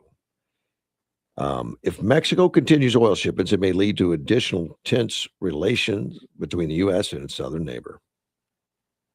And it's already frayed by Trump's disdain for Sheinbaum's steadfast refusal to allow American intercessions into drug cartels, which is true. Cuba lost its biggest patron, the Soviet Union, which propped him up for years in the 1990s when the Soviet Union failed. Hugo Chavez, when he took power in 1999, filled in for the Soviet Union to keep them afloat. Apparently, they don't have a lot of things that make money over there, other than, they're communists. Chinese had a foothold over there for a while, but Beijing appears to have largely cut ties. So there's nothing really for them over there. Well, they're still looking for a regime collapse, apparently, according to some that wrote that article, and some of the representatives think that, things were always bad in Cuba. They've just gotten tons worse. Now, I read a report today that Mexico cancels the planned oil shipment to Cuba because of U.S. tensions. And it doesn't surprise me. The Trump administration can come out right now and put, and as they are increasing pressure on Cuba, and they did that when they ousted Maduro, who was supplying them with oil, says he put on Truth Social, stated there in all caps, there will be no more oil or money going to Cuba, zero. That appeared a week after Maduro's capture. And Scheinbaum, I guess,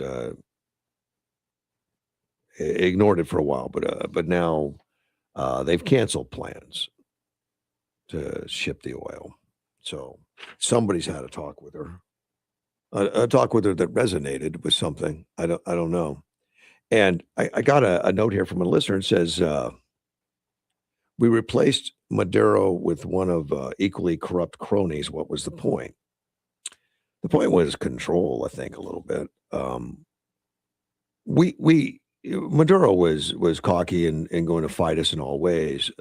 This new president is at least at the moment, who knows if it lasts, willing to cooperate. And that's Rodriguez is willing to cooperate and work with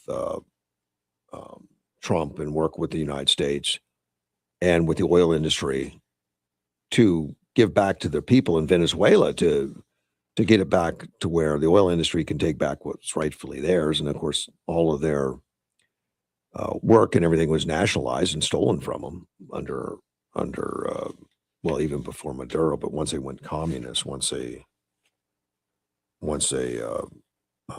kicked everybody out, when Chavez was in, he stole everything from them, kicked them out. They lost billions of dollars. Well, that's going to come back to where the oil companies can get back in there, make money on oil, and the country gets royalties. The country gets money, which they don't have. They need. And it looks like the current Rodriguez is willing to do that because for fear, if nothing else, when they saw how easily that Maduro was dethroned, she would rather, I guess, work with us at this point. I guess that was the real point.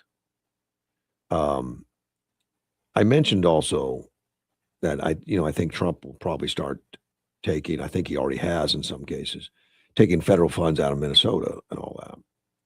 Now, my listener says, pretty sure courts have favored states when Trump has removed federal funding. I'm sure that happens at times for some things, but not always. And a lot of these federal funds are tied to activities, like administering the funds and double checking them. And right now, they haven't been doing it, and federal agents are in there arresting people for misuse of funds. And that's going to continue. And I'm sure it's going to work its way into the regime. The one in Minnesota, and may include some high level people. We don't know yet. We don't know yet.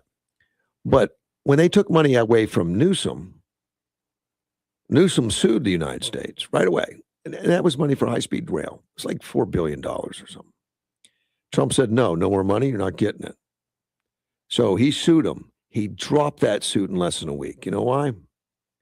Because the lawsuit would require that they open the books and they show the federal government, show the courts what they've done with the money, and that they've used the money exactly as the federal government has outlined. Well, that's not going to happen in Minnesota either. I mean, Minnesota is obviously not going to sue over it because they don't want to go to the courts and open up all the books. I mean, they may have to a long run anyway, but I'm sure that if they're smart, they're going to try to make some kind of deal right now of what do we got to do to get our funds back, and make a deal with them about opening the books, going after, prosecuting the people and all that kind of stuff. But who knows? I mean, I'm just suggesting to you, it's not that easy that the courts just say give the money back. It's not. That requires them opening the books, which Newsom saw right away. That's a no winner. That's not going to win. He doesn't want Trump to see the book, so obviously there's something going on there that we don't know, and we don't need to find out. Just let the state pay for it. You guys in the state handle it. Don't make us do it, which would be federal dollars. I got to take a break, and we'll be right back. AM 560. Unseasonably mild temperatures, they continue with a high of 74 and sunny today. Partly cloudy, 46 tonight. 74 tomorrow with increasing clouds, cloudy and 51 tomorrow night. And then Thursday, sunny and 78. Winds out of the north at 10 to 20 on Thursday. What's up, Yuma, and hello, Russ Clark Show listeners. Johnny Porter here, and I just made the switch to Allo Fiber, and it's a game changer. Lightning fast speeds for streaming, working from home, and gaming. No buffering or slowed down speeds. It's time to ditch the glitch and switch to Allo Fiber. To be a part of Russ's show, call 928-344-5258. That's 928-344-5258. Hey, y'all, mark your calendar and get ready to experience the flavors and fun of New Orleans right here in Yuma. Fort Yuma Rotary, along with Alexander Toyota, Burgers and Beer, and Carnes Law, proudly presents Mardi Gras on Main, Friday, February 13th from 5 to 11 p.m. in historic downtown Yuma. Enjoy live entertainment by Eric Sage's Ultimate Rock Show, tons of vendors, and a special kids area, all at a free family-friendly event. So grab your beads, dress in your best Mardi Gras fashion, and come celebrate Mardi Gras on Main. All proceeds support Fort Yuma Rotary's community projects.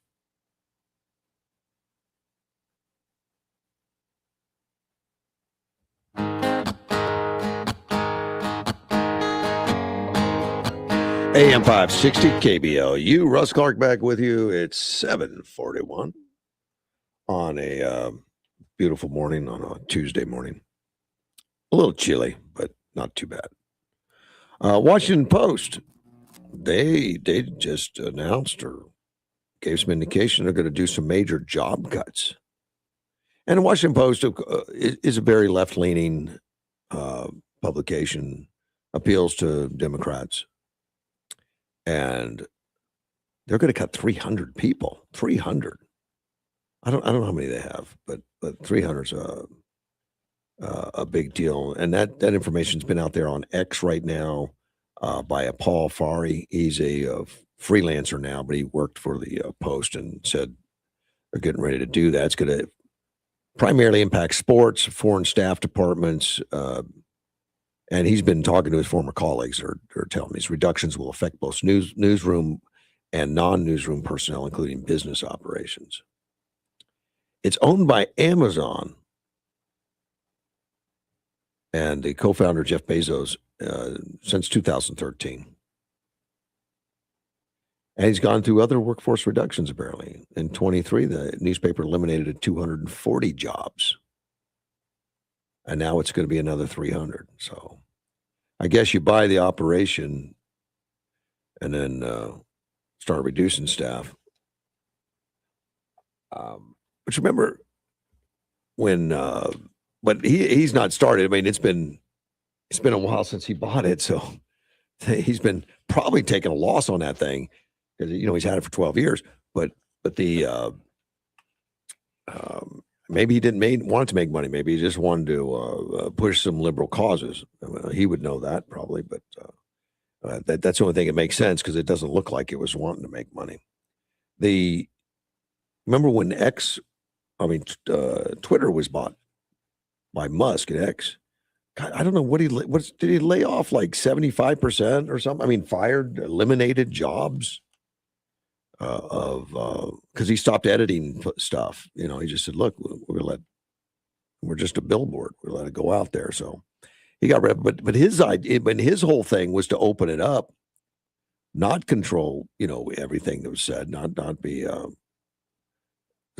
editor that's going to edit every word somebody says and then block conservative talk. He was just going to open it up And he wanted to make money on it. I mean, the whole thing was to open it up and to make it pay for itself. It wasn't just a donation. It was $42 billion. It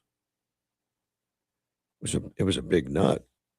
And right now we don't know how much they make or anything because it's all gone private. It's no longer. It's he bought all of it. He owns it. He doesn't have to turn the books over.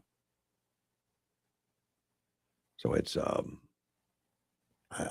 different deal buying X versus buying that newspaper. Arizona attorney Chris Mays, I really dislike what she's doing. She's very political for an attorney general, but very political. And recently she got a lot of criticism over her talking of stand your ground laws. And stand the ground laws is something that she put in there as, a possibility of over-aggressive federal operations could lead to armed conflicts of Arizona's stand your ground laws, making, again, bad situations worse. And she got criticism justifiably. But now she's doubling down. She's not going to be bullied. She says, it will not deter me from speaking about the criticism of the Trump administration for its ongoing abuses of power and its trashing of our sacred Constitution. Now, see, here's an attorney general that has thrown the Constitution out there. And as an attorney general, I would like to hear from her exactly what in the Constitution that he's violating. What is it that she believes he's violating? And she's brought so many lawsuits against Donald Trump. She's in unison with these other Democrat attorney generals, and no matter what, they're going to launch a lawsuit now. Those suits, by the way, when they get to Supreme Court, I forget what he is, like 30 wins to 1 or 2 losses. I'd say Trump's very much within the constitutional confines. But what does she think he did? I would like to see that list. I mean, there should be a Democrat website that lists the performance of Trump that's outside the Constitution so that we would know what they're talking about every time they say that. Trashing our sacred Constitution. I think that was Biden at times. Like even when the Supreme Court says you can't give money away to the people that had student loans. He just gets on the mic and says, I'm going to find a way to get around that, guys. These guys don't. And he'd do it again. He'd do it again. He'd get shot down, he just didn't care.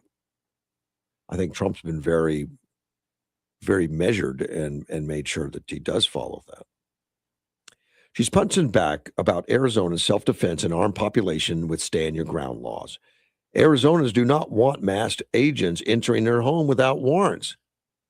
Again, and Dean and I talked about this a while ago. You're right, we don't.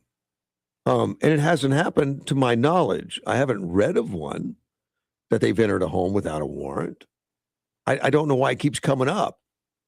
They've arrested people and they have a warrant, but that's not a warrant to enter residence. They arrest people at Home Depot. They arrest people on the streets, in their cars, at the jails, at the courthouse. Very much allowed to do that with their warrants for arrest. Now, to get a warrant to go into a private residence, whole different deal. Yeah, and you have to go get a warrant for that, and everyone's aware of that, including the ICE agents. Now, if they've broken that, that's a big deal to me, and I think that something should happen, and May should list those addresses and times and dates of where they've done that. She says it is un-American and threatens the rights and safety of everyone in our state. ICE's behavior is destroying the public's trust in law enforcement and putting every American, including local law enforcement, in danger. I think when local law enforcement's in danger when they don't help ICE, because then it's not smooth, like in Texas and stuff. They're not having the problems in Minnesota. Minnesota's in danger because ICE is on their own. They have to bring in Border Patrol to help out, to back them up, because of the aggressiveness of these anti-ICE people that will break the laws in order to thwart them and get in their way. Mays is wrong on this. She's just wrong. David Harvey, he's a law enforcement liaison for Mays, actually resigned in a 2-sentence letter addressed to Mays. Harvey joined some law enforcement groups in calling her words dangerous. They are dangerous. May said the idea that I would want the life of any member of law enforcement put in danger is wrong, offensive, an outright lie. Danger to law enforcement is the very thing I want to avoid in Arizona. That sounds like Tim Walz. Tampon Tim is saying the same thing. And he wants to avoid the dangers. And so he's doing that by attacking ICE and having you attack ICE and dox ICE and follow ICE and tell you that you're patriotic and doing your duty. Every Minnesotan should have a cell phone and tape everything they do and get in their way. Resist. No, that's what's causing the problems. They're there to pick up criminals, to take them off the streets that are in the country illegal, and criminals on top of it.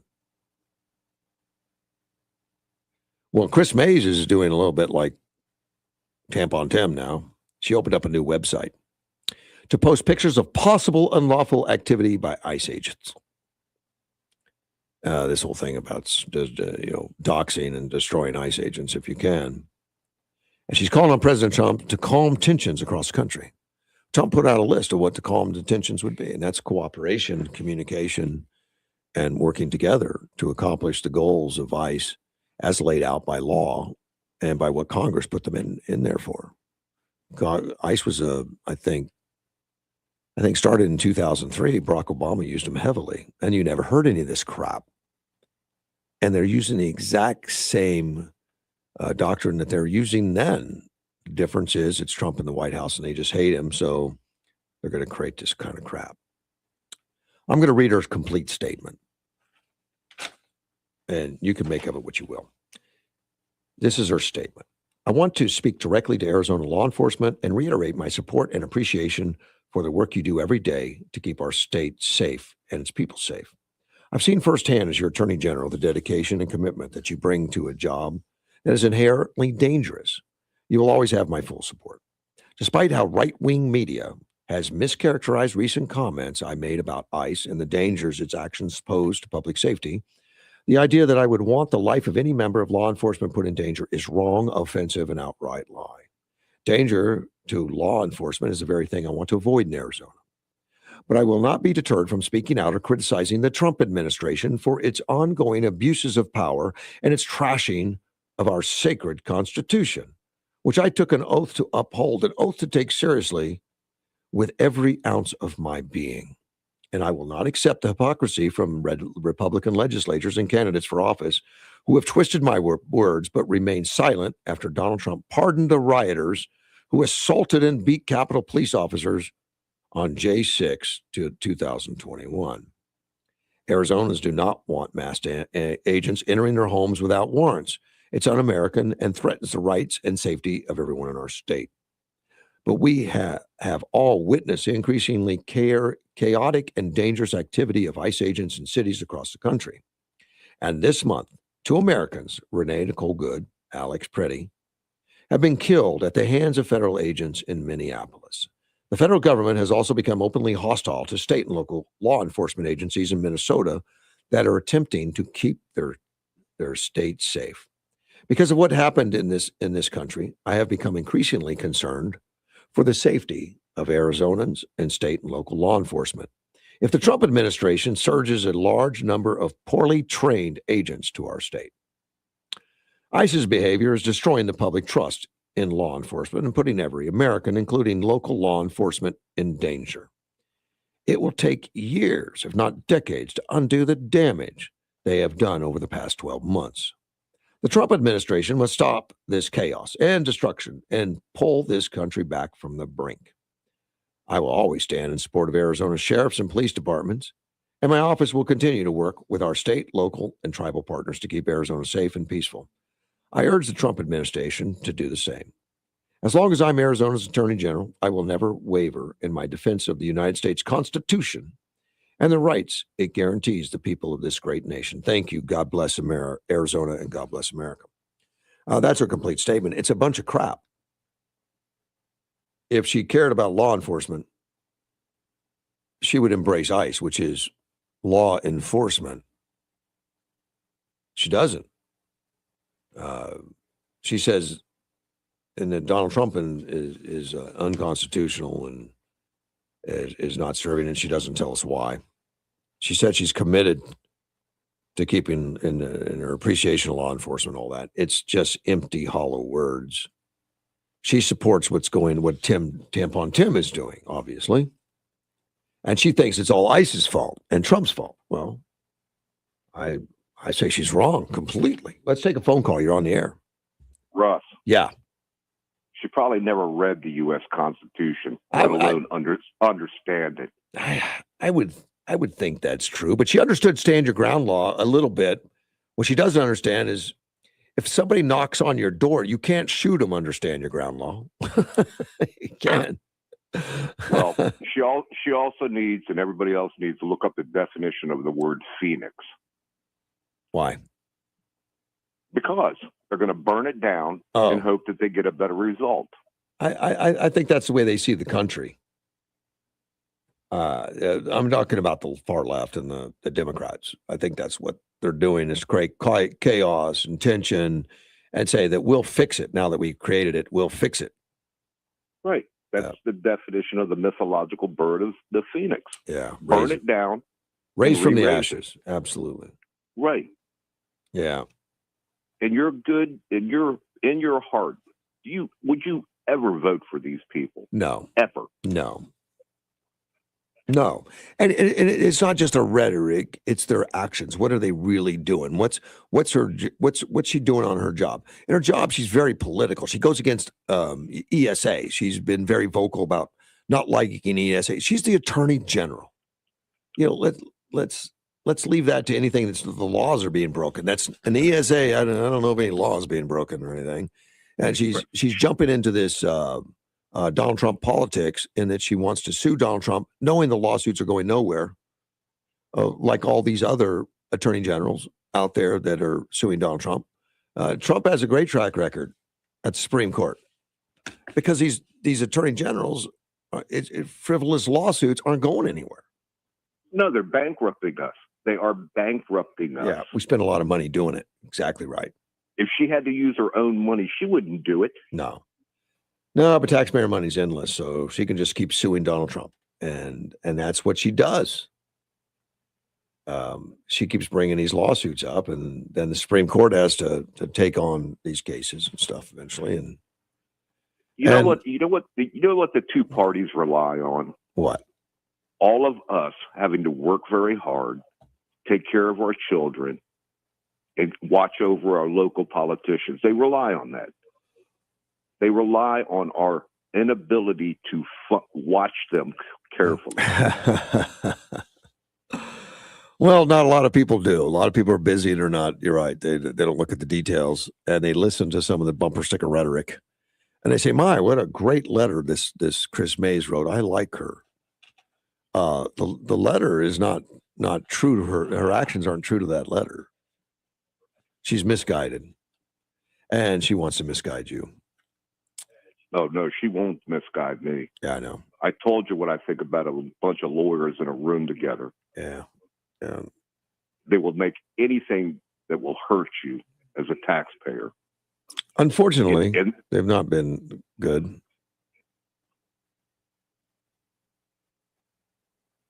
Well, long live America, and we got to throw them out. We have to throw them out. Well, we do that at the ballot box. We do that by educating Right. and letting people know what's really going on. And because if you just listen to some of the left-wing news, and you're going to live in a bubble, and you're not going to see the whole picture. Well, I wish everybody would look up the word quisling, because that's what they are. They're quislings. Oh, man, I'm going to have to go to the dictionary. Okay, I'll do it. All right, man. All right. Bye. I got to look up quisling. When I get back, I want to talk about Fetterman a little bit. I'm running out of time. I can't get into it now, but he's putting his viewpoints out there on the Minneapolis ICE. And he still talks openly. I appreciate it. I mean, he's still leaning left overall, but at least you'll get all sides of the story with him. You're not going to get misdirections. You'll know where he stands at the end of it. We need more politicians by like Fetterman, I think, that aren't just stuck in ideology completely, although his ideology is more left, is more socialist, but I do appreciate his candor, and he doesn't want to kill ICE because he doesn't agree with it. At least he's not an extremist like most of them. We'll be back though. It's 8:00. Yeah, you're almost late for work. AM 560 KBLU.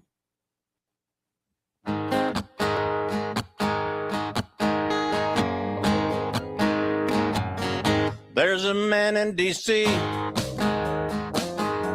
He stands 6'3". He's fighting for you. He's fighting for me. He'll drain that old swamp, just like he said. This is News Talk 560 KBLU, Yuma.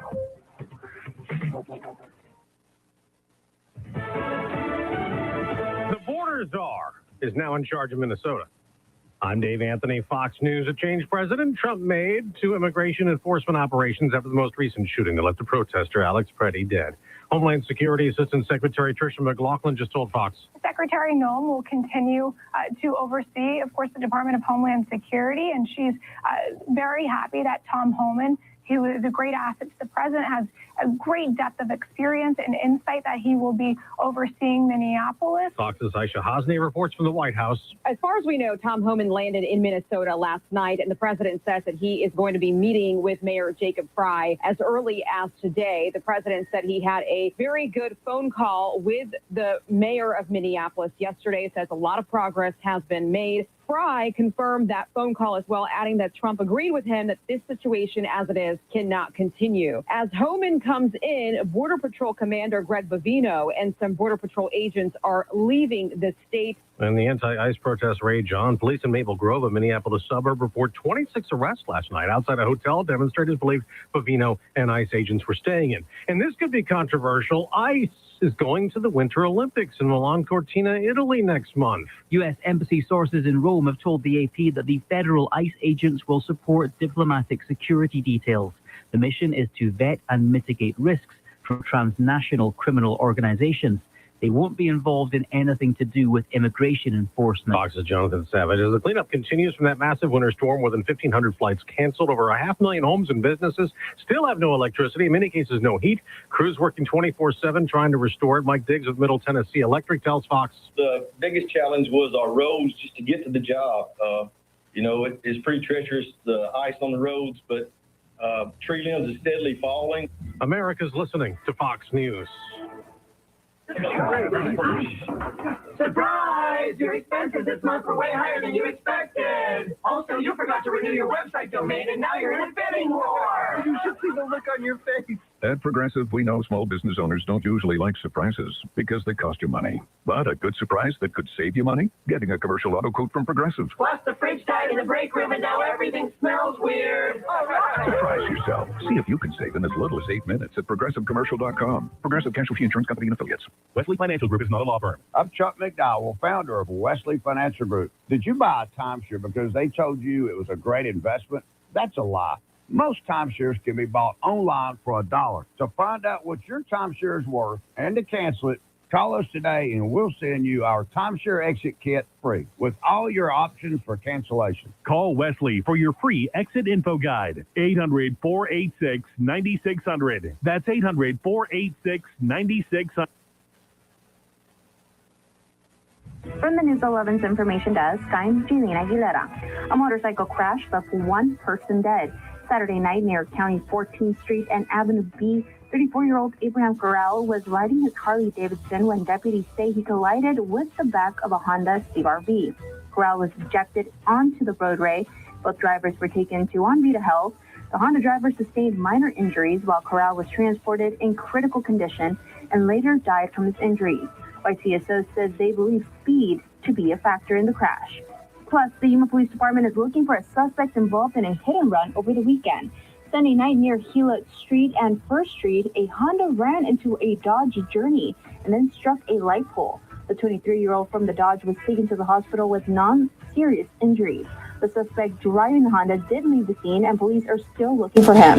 Catch us on the TV side on News 11 every weekday at 5, 6, and 10 p.m. for your latest local news, weather, and sports. Listen to KBLU from 8 to 9 every Monday morning to Life, Death, and the Law. Sean Garner and Adam Hansen discuss estate planning options. Learn how you can plan your estate using a will or trust to protect your family and secure your legacy. That's Life, Death, and the Law every Monday, 8 to 9 a.m. on 560 KBLU.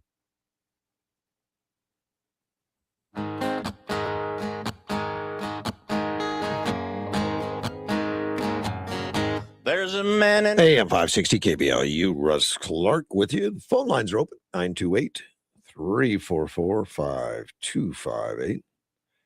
I said I was going to talk about Fetterman a little bit. His issues on Minneapolis. He's not happy about it. He said the operation in Minneapolis should stand down, immediately end. I understand him, but I don't agree. Let's take a phone call. You're on the air. Hey, Russ, how you doing? I'm a proud great grandpa again. As you should be. I have four great grandchildren. Congratulations. That's great. His name is Lucas, and I told my son, "Oh, you mean like Lucas McCain?" And he says, "Who's that?" So I had to explain. Lucas is a good name. That's good. Oh yeah. Yeah. Anyway, the reason I called you, with all this crap in Minnesota and all these people talking trash about Donald Trump, how many people died in Waco under Bill Clinton? Oh, with Janet Reno and all that stuff. Yeah. A lot. I don't know. I don't remember the number. Yeah, but how come the news media is not flashing back on that? Well, we know why. Yeah. We know why. We know what it is to have a cigar in the White House too. Well, and we had a lot of ICE movement under Obama, much more than we do now, because it was more going on at that point, and there was more cooperation. Another flashback with that, Mr. Russ Clark. Mm-hmm. And get your fact checker to verify. How many people did Obama have in real cages where kids slept on the floor and kids were separated from their parents? Well, they did that then, and they do it now too, to protect the children. A lot of times, people are coming over with kids that aren't theirs, and they verify that stuff. They didn't do that back there to protect the children, because a lot of those children went missing, right? Well, I have heard that a lot of them have been missing, but I don't know the details on that. Well, the number I heard on television the other day, there was about 300,000 children missing across America during the Obama-Biden era. Yeah. Yeah. I mean, I've heard crazy numbers like that. I don't know how true they all are. I don't know. Well, I guess if they keep on repeating them, we'll start to believe them, right? So from what I understand, they've found, I want to say 15,000 children already. 62,000? Yeah. 62,000. And I've found 62,000 children. Yeah. And a lot of times that's just going to be that the kids were in the right place. We just didn't have documentation. So we didn't know, and they found out, and that's okay. Yeah, that's okay if they found out that way. But the fact that we found 62,000 kids, that's amazing. And another thought that I was asking you, Russ, roundabouts. There was another accident on Araby roundabouts. The Araby roundabout. Another accident this morning. My question is, and I've heard this, you that know everything. Is it true they're talking about making a roundabout by the guns at YPG? I don't know. Have you heard about that? No, but it would be easy to check. You just call planning and zoning or the Metropolitan Planning. They know all that. Yeah, I heard that they were talking about making a roundabout there. If they're thinking about it, wouldn't that, to me, that would be pretty stupid. I don't know that would be a good place for it, because I don't think it's that congested. It's not that much, but I'm not there at 6 a.m, so I don't know. But I don't think it would fit there. But I don't have a problem with roundabouts either. I think they work fine. yeah, if you're, yeah, if you pay attention, they're beautiful. But I tell you what, those that don't pay attention make it dangerous for those of us that understand it. Yeah, I recently drove in Ireland on the left-hand side of the road, and it was doing roundabouts on the left-hand side. That was quite an adjustment, and they use them heavily, man. It's almost like Yep. they don't have any red lights. Everything's roundabout. I believe that's how we got the idea from Europe. Yeah. Well, and I think they work well. They do work well. It keeps traffic moving, and the people are polite. They know how to use them and all that. It upsets the people here because they didn't grow up with them. They don't know what they, Right. but even the studies in the United States, and I was on the planning meetings for those roundabouts where the questions came up, and the studies all show that they have less accidents than they do at regular intersections. Wow. Even though Well, we're I not can't do trained, that. even though we're not Yeah, good at it. I don't know if we could prove that by Araby and I forgot what other intersection they have. I mean, they have a lot of crazy semi accidents there. A lot of semis, and they have a lot of semis tipping on those runabouts in Araby. A lot of. Well, that's a driver issue, but Oh yeah. I'm just saying. Yeah, I'm just saying. Yeah. I know as a motorcycle rider, very cautious in a roundabout. Very, very cautious. Of course. I am very cautious. But how many intersections have you seen T-bones in intersections where it's lights yeah, and stuff? Well, It's crazy. Well, there's more intersections than they are roundabouts in Yuma, Arizona. Yes, and when you do have an intersection, it's generally a more severe impact at an intersection than it is at a roundabout. Yep. Yeah, they're supposed to be generally slower. Yeah, But you're supposed to I slow think down. Yeah. I've seen a lot of people playing Parnelli Jones in the roundabouts too. I know. And I've got a listener chiming in, says, I hate roundabouts. Well, that's a common phrase around here. It is. It is. And again, I don't like it because I'm not used to them. But for me to get used to them, if I want to get used to them, if anybody wants to get used to roundabouts, go to Cottonwood. They got a lot of roundabouts in Cottonwood. A lot. I've never seen so many roundabouts in one area as in Cottonwood. Right. Yeah. Take a trip. Oh, thank you, man. Good. Be good. And I like Fetterman. I like him. The big old dog. I do, but don't kid yourself. He's not a conservative by any means, but at least he's open. He's honest, Yeah. No, he's another midway. Wherever the wind's blowing, that's where he'll be. Yeah. But at least he doesn't want to shut down America. No. And like Carla says, he actually thinks. He thinks outside the box, and he's not a sheep. Yeah, he's one of the he's like the most fun Democrat to listen to, and he has brain damage. So yeah, maybe that's why. I have no idea. No idea. All right, buddy. Bye bye. That was Gilbert. Not liking roundabouts. Wants to know if they're going to be out at YPG. I would be surprised, but who knows? But Fetterman, he wants ICE to be shut down, at least in Minnesota. He says it's become an ungovernable and dangerous urban theater for civilian and law enforcement that is incompatible with the American spirit.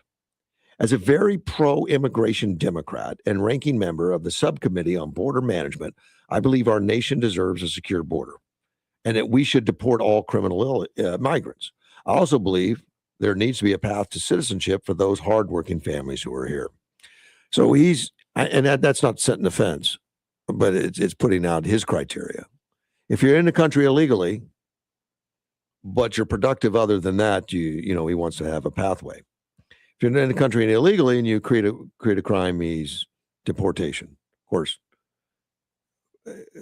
excusing the crime for breaking in, excusing the crime for that, just the other crimes, any crimes on top of. Fetterman says, secure the border, deport all the criminals, stop targeting the hardworking migrants in our nation. Now, I forget what the numbers are in Minnesota, even between 65 and 70% of them are all criminals. Now, Tom Homan and others have explained that in the particularly Minnesota, like, look, if you release a criminal alien out of the jail into our custody, we don't have to go find them. But when we go find them, we're going to sweep everybody in the room and interview them. And if they're in the country illegally, they're going with us. So that may be some people that Fetterman would not like to have taken out. But that's a result of them enforcing the laws, and what they see and what they do, even though they're not necessarily going after that person. If you pick them up at the jails, you don't have to worry about that. Fetterman added that his statement Monday that he continues to buck calls to defend ICE. And his wife, though, is a little different. She keeps blasting Trump administration, which, wives can do that. They don't have to agree with husbands. But she's blasting on immigrant policies, even as her husband has publicly backed federal immigration officers. For more than a decade, and this is Giselle Fetterman. For more than a decade, I lived undocumented in the U.S. every day, carried the same uncertainty and fear lived in my body, a tight chest, shallow breaths, racing heart. What I thought was my private chronic dread has now become a shared national wound. This now daily violence is not law and order. It is terror inflicted on people who contribute, love, and build their lives here. It's devastatingly cruel and un-American. She's from Brazil, by the way. She moved here as a child as an illegal immigrant, I think. It was, as a child. But something they're both missing is the Minnesota chaos. The Minnesota is directly created by the Minnesota government, but directly created by the governor. You're not seeing this kind of stuff in other states like this. In Texas, which is 10 times more people arrested than in Minnesota. So that is the spooling up. The spooling up's not from ICE. The spooling up's not from Trump. The spooling up comes from Tim Walz and from people on his staff. The vice governor now, we realize, has been engaged in it, at least on the things that we've read from not social media, but from her text messaging and stuff. If it's all true. But she talks about this article talks about the Alex Pretty 37 and all that, which is a shame because it takes attention from what's really going on. Bill Clinton has come out and pushed it, rebuking the whole thing. But now Tim Walz and Mayor Jacob Fry has agreed to, in order to bring peace to the Twin Cities. The White House said the administration is calling on the both of them in order to bring peace. And it looks like they've had some calls. They've had some conversation with Trump. I don't know what's going to come of it. We don't know. But number one, Governor Walz, Mayor Fry, and all Democrat leaders should turn over all criminal illegal aliens currently incarcerated in their prisons and jails to federal authorities, along with any illegal aliens with active warrants or known criminal histories for immediate deportation. Now, that's what Trump put on social media. I guess, and it's Levitt that's saying it, but Trump put that on social media. Number two, state and local law enforcement must agree to turn over all illegal aliens who are arrested by local police. And then thirdly, local police must assist federal law enforcement in apprehending and detaining illegal aliens who are wanted for crimes, especially violent crimes. And that's what Minnesota's not doing. They're not doing any of that help. And when these ICE agents go in, they don't always know the lay of the land. They don't always know everything like the local police. And a lot of the local police are just giving information. It's just information and intelligence on what's going on. But they refuse to communicate in Minnesota. And then on top of that, they whine when feds don't communicate back. But something needs to happen. And Trump says he had a productive phone call. with Tim Walz. I don't know what that's going to lead to, but it was a productive phone call. I mentioned this briefly when I was talking to Dean about Polymarket and Kalshi. They're both prediction platforms that you can gamble on. I think it's in Polymarket. They're betting that the federal government will shut down this weekend. So we got that to look forward to. It's only Tuesday, but it looks like this weekend's going to shut down. At least that's what the odds are. 75% on the Kalshi market said that the shutdown begins on Saturday, up 64 percentage points over the last 2 days. It's gone up because of the killing of Preddy. The fact that he was shot, it went way up. So it's an emotional thing. But this is done. Polymarket placed the odds at 79%, up 70%. It was 9%. It was all single digits about a possible shutdown up until that. That's $8.5 million has been wagered on that bet. I'm not taking it. Since 1976, the government has shut down 21 times. The longest was the most recent one for 43 days. We might have a 44-day one coming up. Who knows? I think if it does come up, I don't know how it's going to be handled. But Trump could take the time to not send out federal dollars for all these things that have been frauded and everything, and hopefully take that money, keep the things open that or we know there's not fraud involved in. But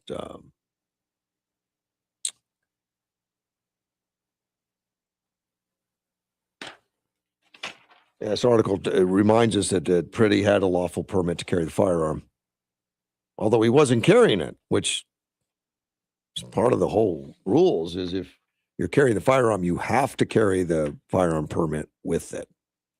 I mean, that was kind of beat into us at the when I took my classes, that firearm certificate has to be carried with when you're carrying the firearm. And we all know that he wasn't carrying it. No, not carrying any kind of documentation. Which maybe that's a rule they have in these not the protests, but these interference things. And some other things the feds are doing. They just charged 87 individuals in a massive ATM jackpotting operation. It's all linked to Tren de Agua, that gang. 87. And that's a Venezuelan terrorist organization that we've imported here during the Biden administration big time, but even before then. Well, they've sold millions of dollars at ATMs. I guess I've heard of it before a little bit. I didn't know exactly how it works. This gives a little bit better explanation.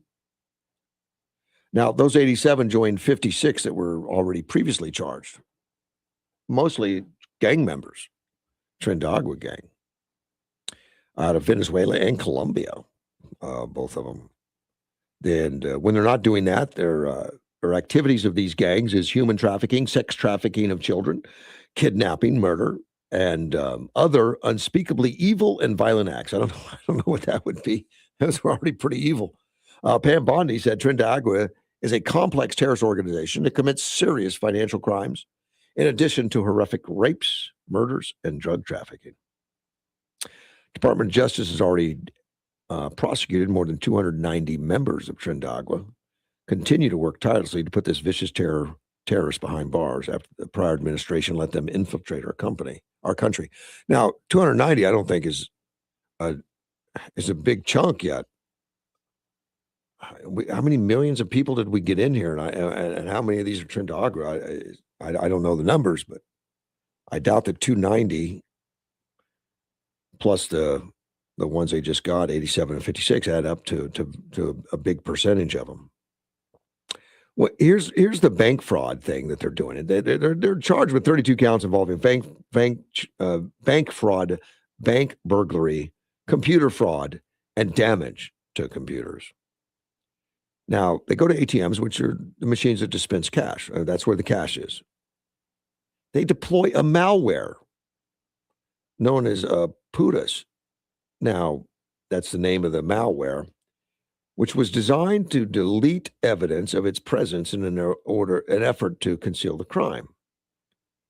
And now I'll give you some tips on how to complete this crime, because they spell it out on what they do.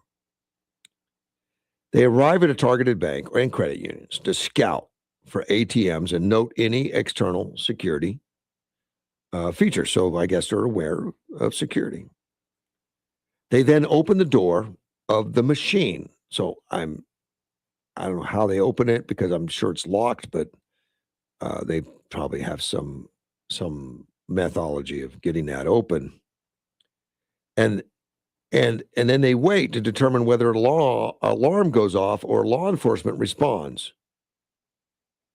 So I guess when nothing happens, there's no law enforcement and no alarm, they remove the hard drive and install software. I guess the ATMs, like everything else, are just big computers. So once they install the software directly, they replace the hard drive with one preloaded with the PUTAs, or they connect an external device such as a thumb drive to deploy the malware. Now, for some reason, that malware resets it and allows the money just to start running out. I don't know exactly how it works. I don't have PUTAS malware to use, and I wouldn't. I mean, it shows pictures. I mean, this article shows pictures of these guys. I mean, when there's cameras everywhere. But of course, these Trinidad are going to towns that they're not known in. They're going to do the deed and blow out with stacks of money. And I guess they get millions and millions of dollars by doing that. I would assume that the banks are securing this more now. I don't know how they secure it more. I mean, maybe more secure doors that's not easy to open. Maybe more alarms that go off that allow them to, the police to arrive. Because it sounds like it's going to take some time to download that software. It's going to take some time to withdraw all that money, and they're betting on the fact that the bank, while they may be cameras on them, that's not going to help them, because that's an after the fact thing. Like, oh, wow, you got burglarized. Let's look at the camera and see who it was. Oh, yeah, I see. 8 hours ago, these people pulled it, and that's unfortunately probably what's going on is they've done it where they can get away with it by not having alarms go off and have security detail come in, which I guess is a help for them. Hopefully these banks adjust quickly, because we all pay for it in the long run. That comes out of, rates or something else. And they say, no, insurance pays for it. Well, insurance, we pay for that too.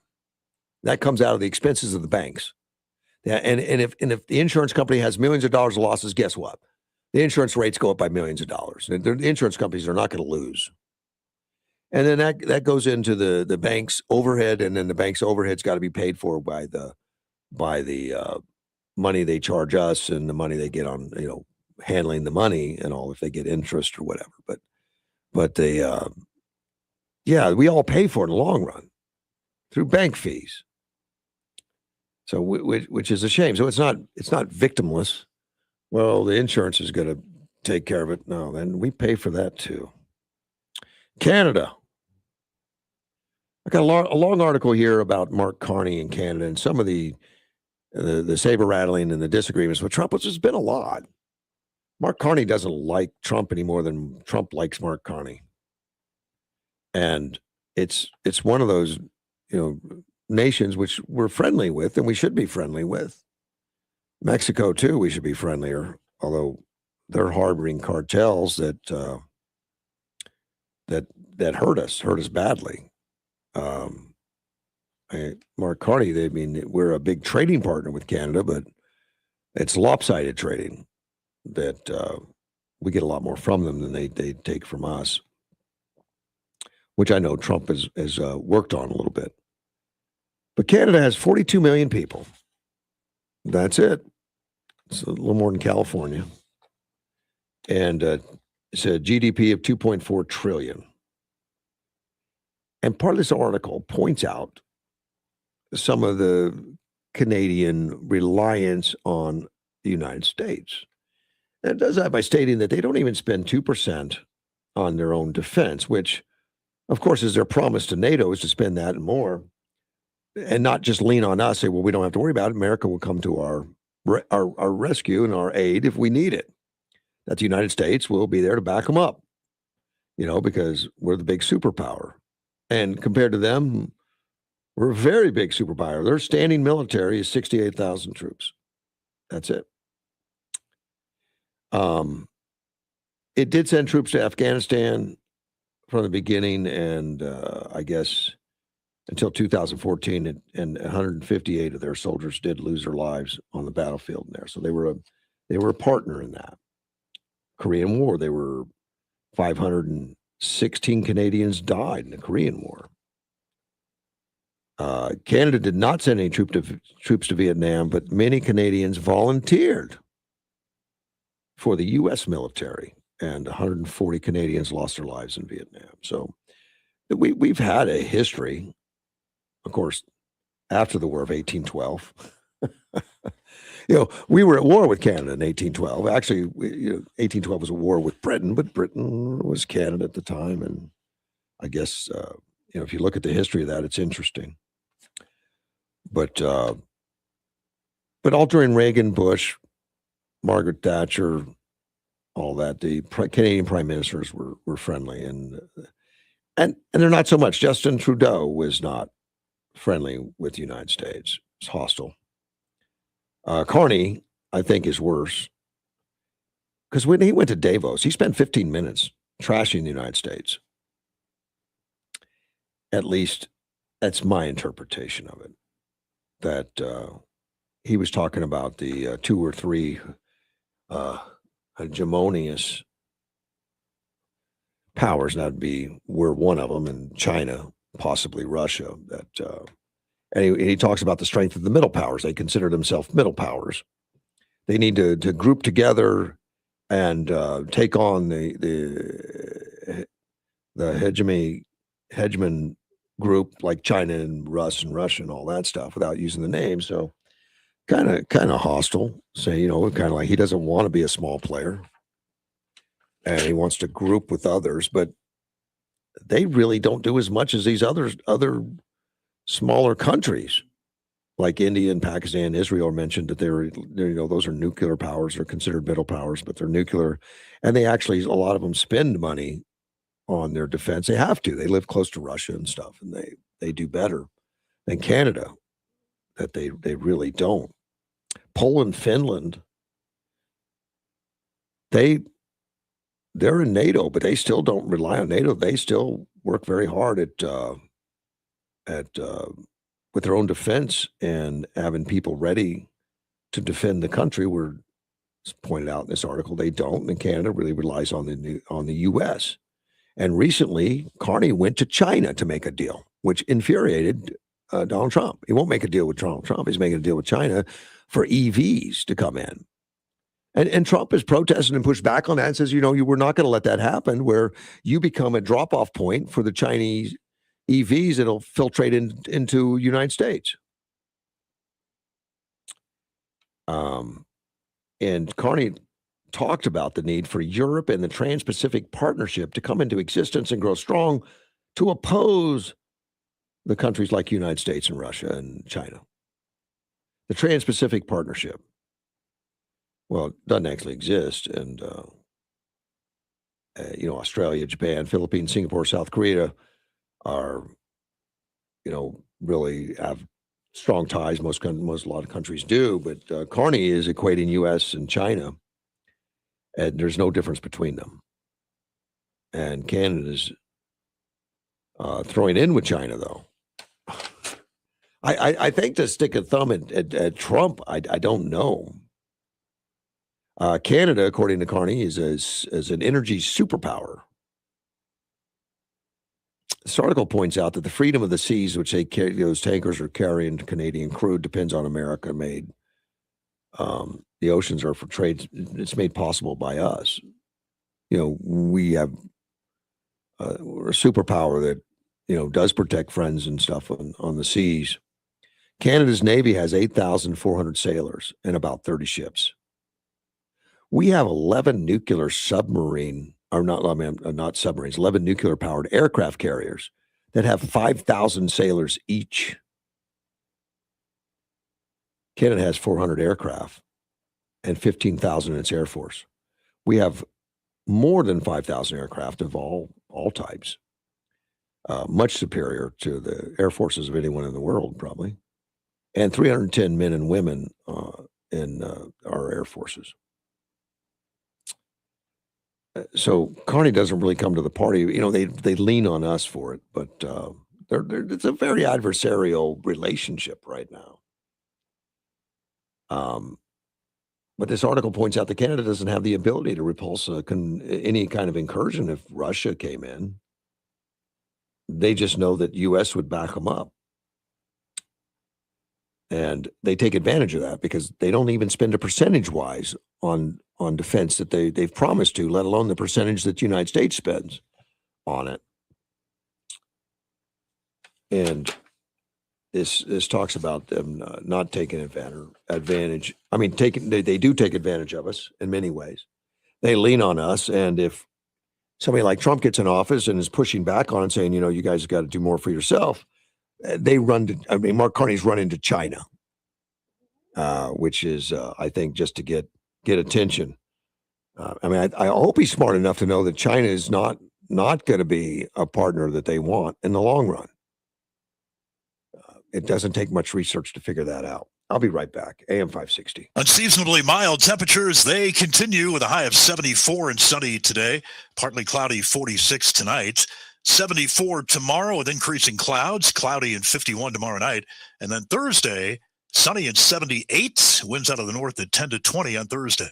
Truckmates, Yuma's Fix Up Your Pickup Truck Store is Yuma's home for snug top shells and lids. Snug Top, designed and manufactured to the highest standard. Industry-leading quality and trend-setting design to protect and complement your vehicle. That's Snug Top. Truckmates is also the home of Expert Spray and Bed Liners, spraying mil-spec protective coatings, committed to unwavering excellence and unparalleled customer service. Expert Liners, with available national warranty coverage and installed by Yuma's most experienced spray-on team at Truckmates. Truckmates is also the home for BDS suspensions, the highest quality aftermarket suspension lift kits, leveling kits, and accessories for 4x4 off-road trucks and Jeep enthusiasts. And don't forget 3M window tinting, the originators of window tinting with nationwide lifetime warranty at Truckmates. That's Expert Spray and Bed Liners, BDS suspensions, 3M window tinting, and Snug Top, all at Truckmates, 32nd Street, next to Lowe's. All right, do-it-yourselfer, you've got the idea, and you got your building supplies at Southwest Lumber. That's right. Now, all you need is a bunch of expensive tools to get the job done. Oh, that's right. And just the place to rent them. Southwest Lumber, your home for everything home improvement. Southwest Lumber has half-day to multiple-day rentals available on just about anything you need to finish the job. Rent equipment and tools on Saturday and Sunday. It's free. Stop in today at 1917 South Avenue B in Yuma. Southwest Lumber, ready for everything.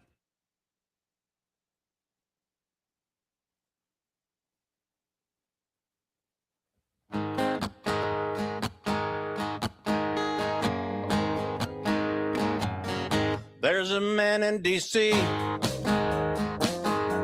He stands 6'3". AM 560 KBLU, Russ Clark with you. It's already 8:37, which goes quickly in here. Phone lines are open, 928-344-5258. FBI agent, and I want to talk. This article came out a little while ago, and I haven't talked about it. But there's a FBI agent who tried to investigate the ICE officer that shot Renee Good. Remember the Renee Good incident? And that officer, that was January 7th. And this Tracy Mergen is an FBI agent. And she left her role. She resigned, left her role as FBI agent. I was curious about that, but she claims, according to the Times, New York Times put it out there, that she claims that the federal officials pressured Mergen to step away from the investigation into the ICE agent, as the Department of Justice instead pursued an investigation into Good and her widow. That's her deal. Now, there is an investigation on the incident going on. She was investigating the agent directly for civil rights violations, which was curious. Well, according to MS Now, which used to be MSM, FBI agents involved in the investigation into that ICE agent were instructed by the Office of Deputy Attorney General Todd Blanche to redraft their warrant and change the subject of the investigation to Good for suspected assault on an officer, which I would have thought would have happened anyway, but the local FBI there. Now, she's not the only official to resign. Of federal investigators shift the focus to Good. 6 federal prosecutors, including Minnesota's top fraud prosecutor Joe Thompson, resigned. U.S. Attorney Office of Minnesota earlier this month, and according to DOJ's move to investigate. And I was curious about all that. I mean, they think the Trump administration is going in the wrong direction. Well, the history of these FBI agents were FBI agents hold over from very liberal policies that don't like Trump. They don't. And it's true, the FBI has been purging them when they come up like this. And I know the question is going to come out, is that fair? Is that right? Should we allow them to do it? No, there needs to be an alignment with the President of the United States on what they're doing and how they're doing. I don't have a problem with that. I mean, there definitely was an alignment under President Biden, and nobody complained. I mean, the press didn't complain. When Biden did an alignment and fired conservatives, when Obama did it and fired conservatives, because he had a goal to make everything woke and transgender and sensitivity and all that kind of stuff, and to be very non-transparent, to be very don't talk. While Biden was in office, I couldn't talk to a Border Patrol agent because there was a gag order on all of it, very secretive. Trump doesn't have any of that. Border Patrol agents are very happy to talk to you now. They're very happy to do it. But they're still purging the Tracy Mergens. And I had a report on some of the stuff she got involved in the past. It was very supportive of a liberal agenda, very supportive of that stuff. And this should not be agenda-driven. It should not be. There needs to be an investigation of the incident, not go after the agent on his background or whatever, unless you see there's something that was wrong. But if the incident shows, to me, that everything was done, according to, it should have been, or whatever happened. We know that he was hit by the car and he had to get medical attention. But, I know that the use of a car is a weapon, classified as such, and he was going to stop that car. But to go after him on a civil thing did not come from the FBI director. I guess that was a decision made out in the field that they put a stop to. Let's take a phone call. You're on the air. Good morning, Russell. How are you? We're doing well, Danny. Good morning. Good. Hey, yeah, my Border Patrol friends that I know, they're happy to talk to you right now.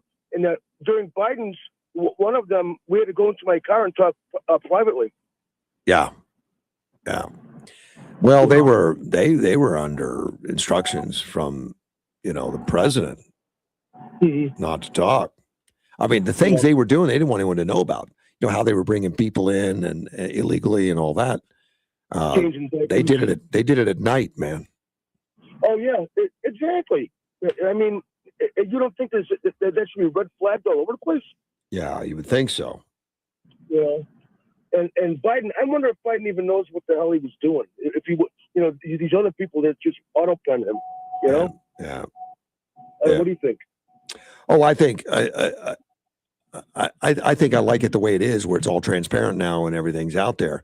And I don't mind being transparent on a story like this, where I know the left's going to say it's an FBI cover-up because she couldn't investigate the civil, any kind of civil problem, whatever. Well, that's not what the FBI needs to do right now, and that's according to the FBI directors and all. But they're open about it. They don't hide it, not like Biden. Right. And again, that's just, they're saying, "Oh, Trump wants to be king." You don't think that that's some kind of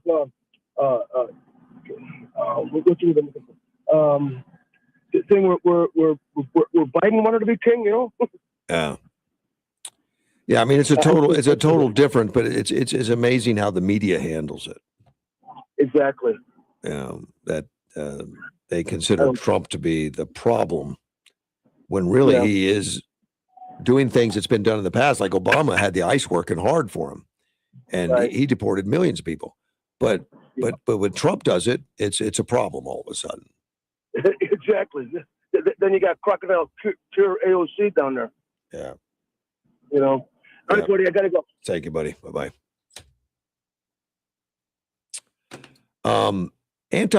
And phone lines are open, 928-344-5258. Anti-ICE agitators were arrested outside a Minnesota hotel.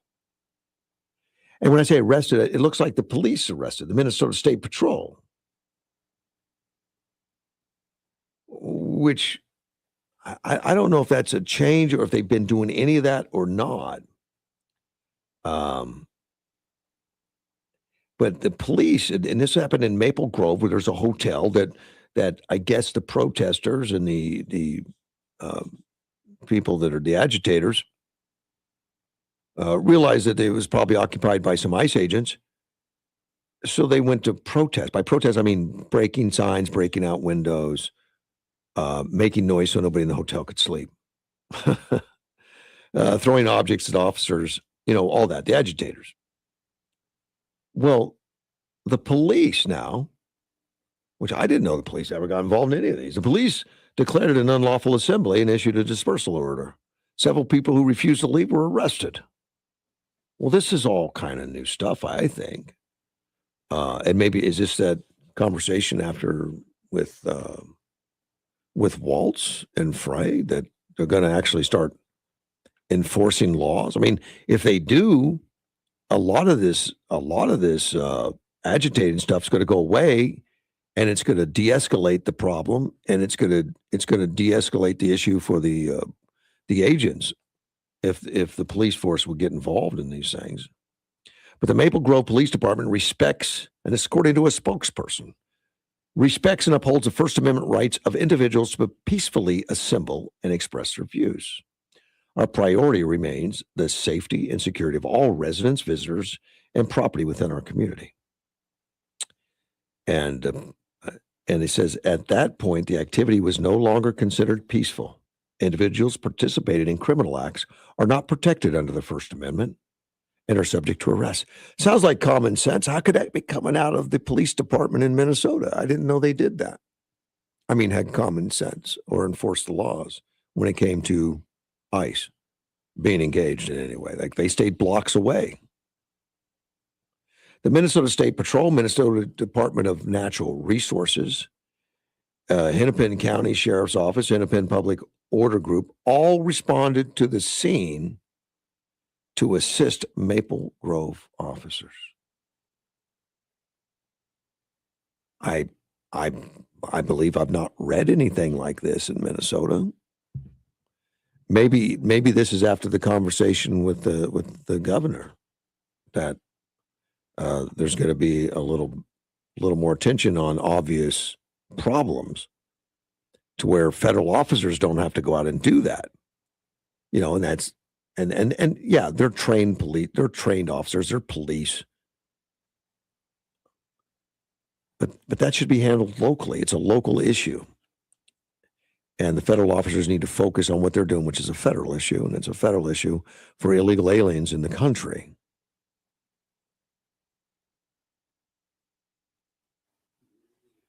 Well, this is all good. Good news to see some of that. Some of that's in them. And I want to reiterate in this article that Gregory Bovino, which is the U.S. Border Patrol commander that's been up there, is being reassigned because it was no longer peaceful or whatever. Bovino's reassigned. He's going back to El Centro. He's going to come down to our neighborhood in California. Tricia McLaughlin says he's not been relieved of his duties because that was a rumor out there that he was relieved of his duties, which is good. I'm glad he's not. Let's take a phone call. You're on the air. Well, Russell, Yes, sir. how can you possibly be able to put down the governor and the mayor for using their resources like they're using them today? Well, actually, I'm thinking it's good. I'm kind of surprised it hasn't happened before. I think it's good. I'm talking about them using the National Guard to hand out donuts. Oh, I didn't know they were doing that. Yeah, there's videos of them handing out donuts. They brought it up yesterday. Now, I thought that was a bunch of BS, but saw the videos this morning. They're in line handing out donuts. To protesters? Yep. Does that keep them happy and they don't attack ICE if you give them donuts? Russell, they're using their resources. That's all I can say. Okay. Wow. And now these are National Guard that Waltz called. Exactly, because he was forced to call out the National Guard.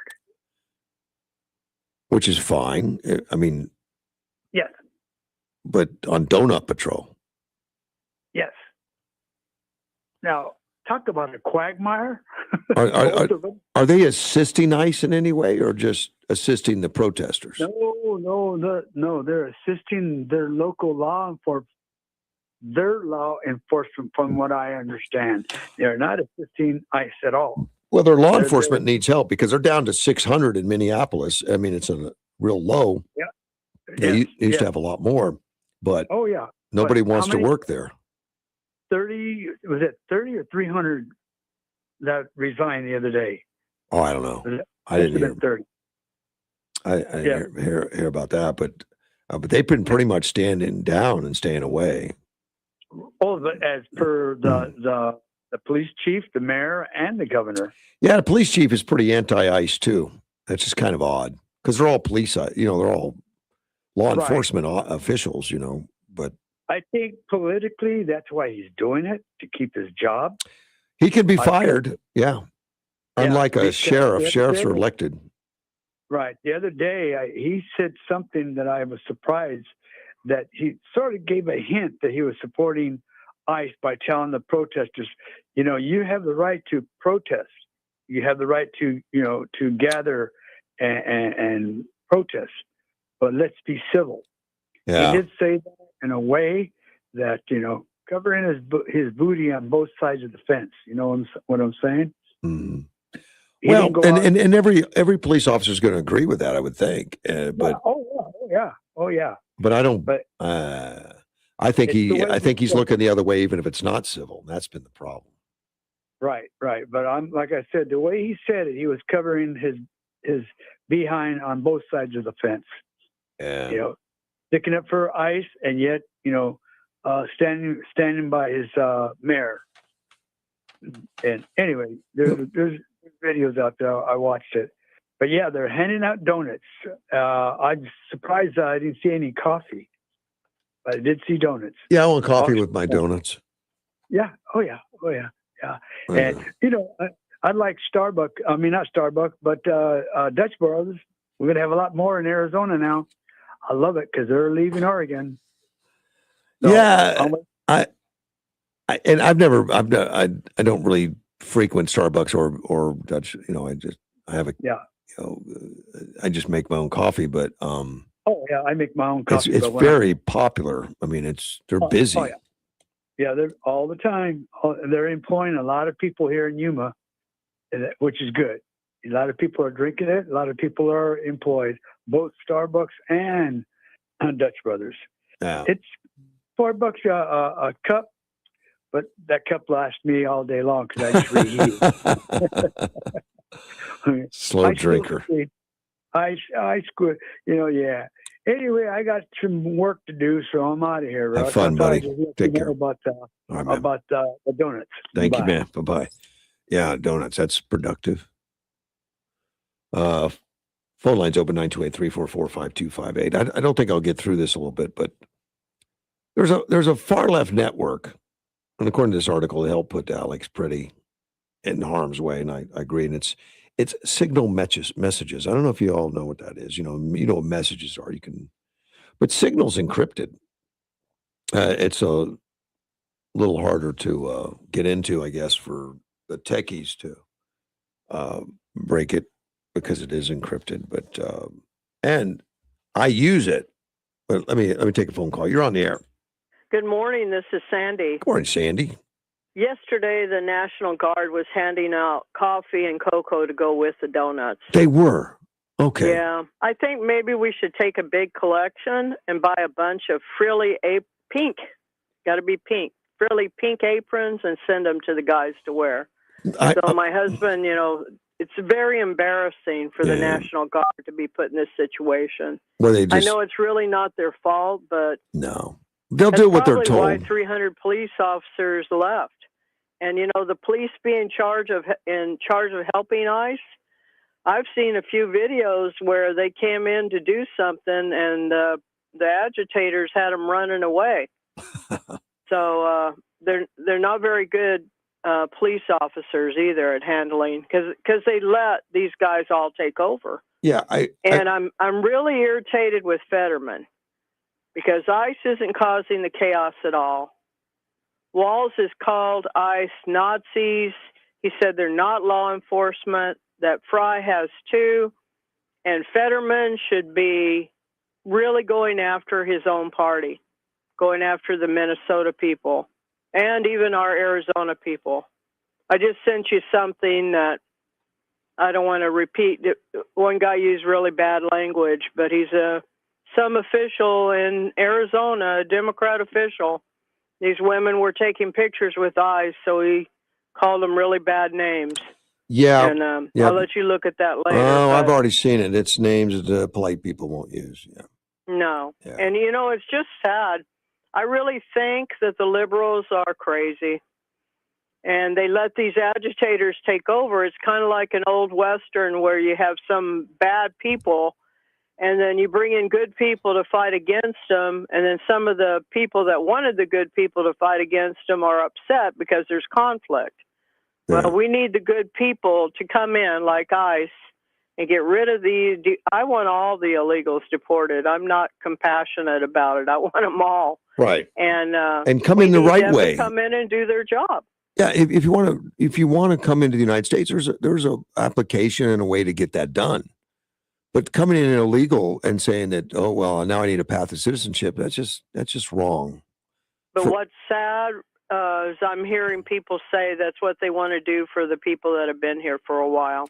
Yeah. And it bothers me because it's unfortunately Reagan fell for that, and I think he's got to be blamed for causing this recurring illegal influx. I wish he had never fallen for that. Well, and what he fell for was he wanted to build a better wall like Trump, and the left wouldn't let him, and they made a deal. Well, if you give amnesty, then we'll let you build the wall. Well, he gave amnesty, but then he didn't build. No, they didn't let him build the wall. Correct, because he trusted them. I don't trust Walls and Fry. No. So I know President Trump has put out some nice truths about him, but I don't trust him. So Tom Homan's pretty good. If he figures out that they're not going to meet what was required by President Trump, he'll let President Trump know. Well, he's going to be answering directly to Trump, apparently. Well, and he would be good for that. All those people talk to President Trump. Like all he does is lift up the phone. They're going to talk to him. He is the president, and I just feel like all of these problems have been caused by Walls, Fry, the police chief, and no wonder 600 people went away from your department. He's just pathetic. He's a pathetic chief, but of course he's bowing down to Walls and this Fry. But how sad is it for Arizona to have somebody like Mays and Gallego elected? How sad it is for Minnesota I guess they have maybe one congressperson. I don't know if they have any that are okay in that state. And that state used to be a beautiful state. Right. Well, and the liberal mindset, there's something wrong with the liberal mind. And I'm going to call it the Democrat mind. I'm not going to let the Democrats off the hook. It is their party that is engaged in this kind of behavior. So, absolutely. Anyway, pink frilly aprons for the boys and girls in the National Guard in Minnesota. All right. So, I don't think they'll wear them. I'm not going to pay for any of them, so. Okay. If you want to, send them up their way. And it's probably not a good thing to do to them because they are just, they're just doing what they're told to do. Following orders. Yeah, they're just following orders. But it is embarrassing for them. It's something that's kind of like a stain, like it's a stain on the police department. Yeah, get called to active duty to pass out donuts. That's got to be tough. Yeah. Yeah. Hey, I've got to run, my friend. That they're probably getting some ribbing from others. So thank you. All right. You have a great day. Bye-bye. And I'll be back tomorrow, AM 560 KBLU. This is News Talk 560 KBLU, Yuma.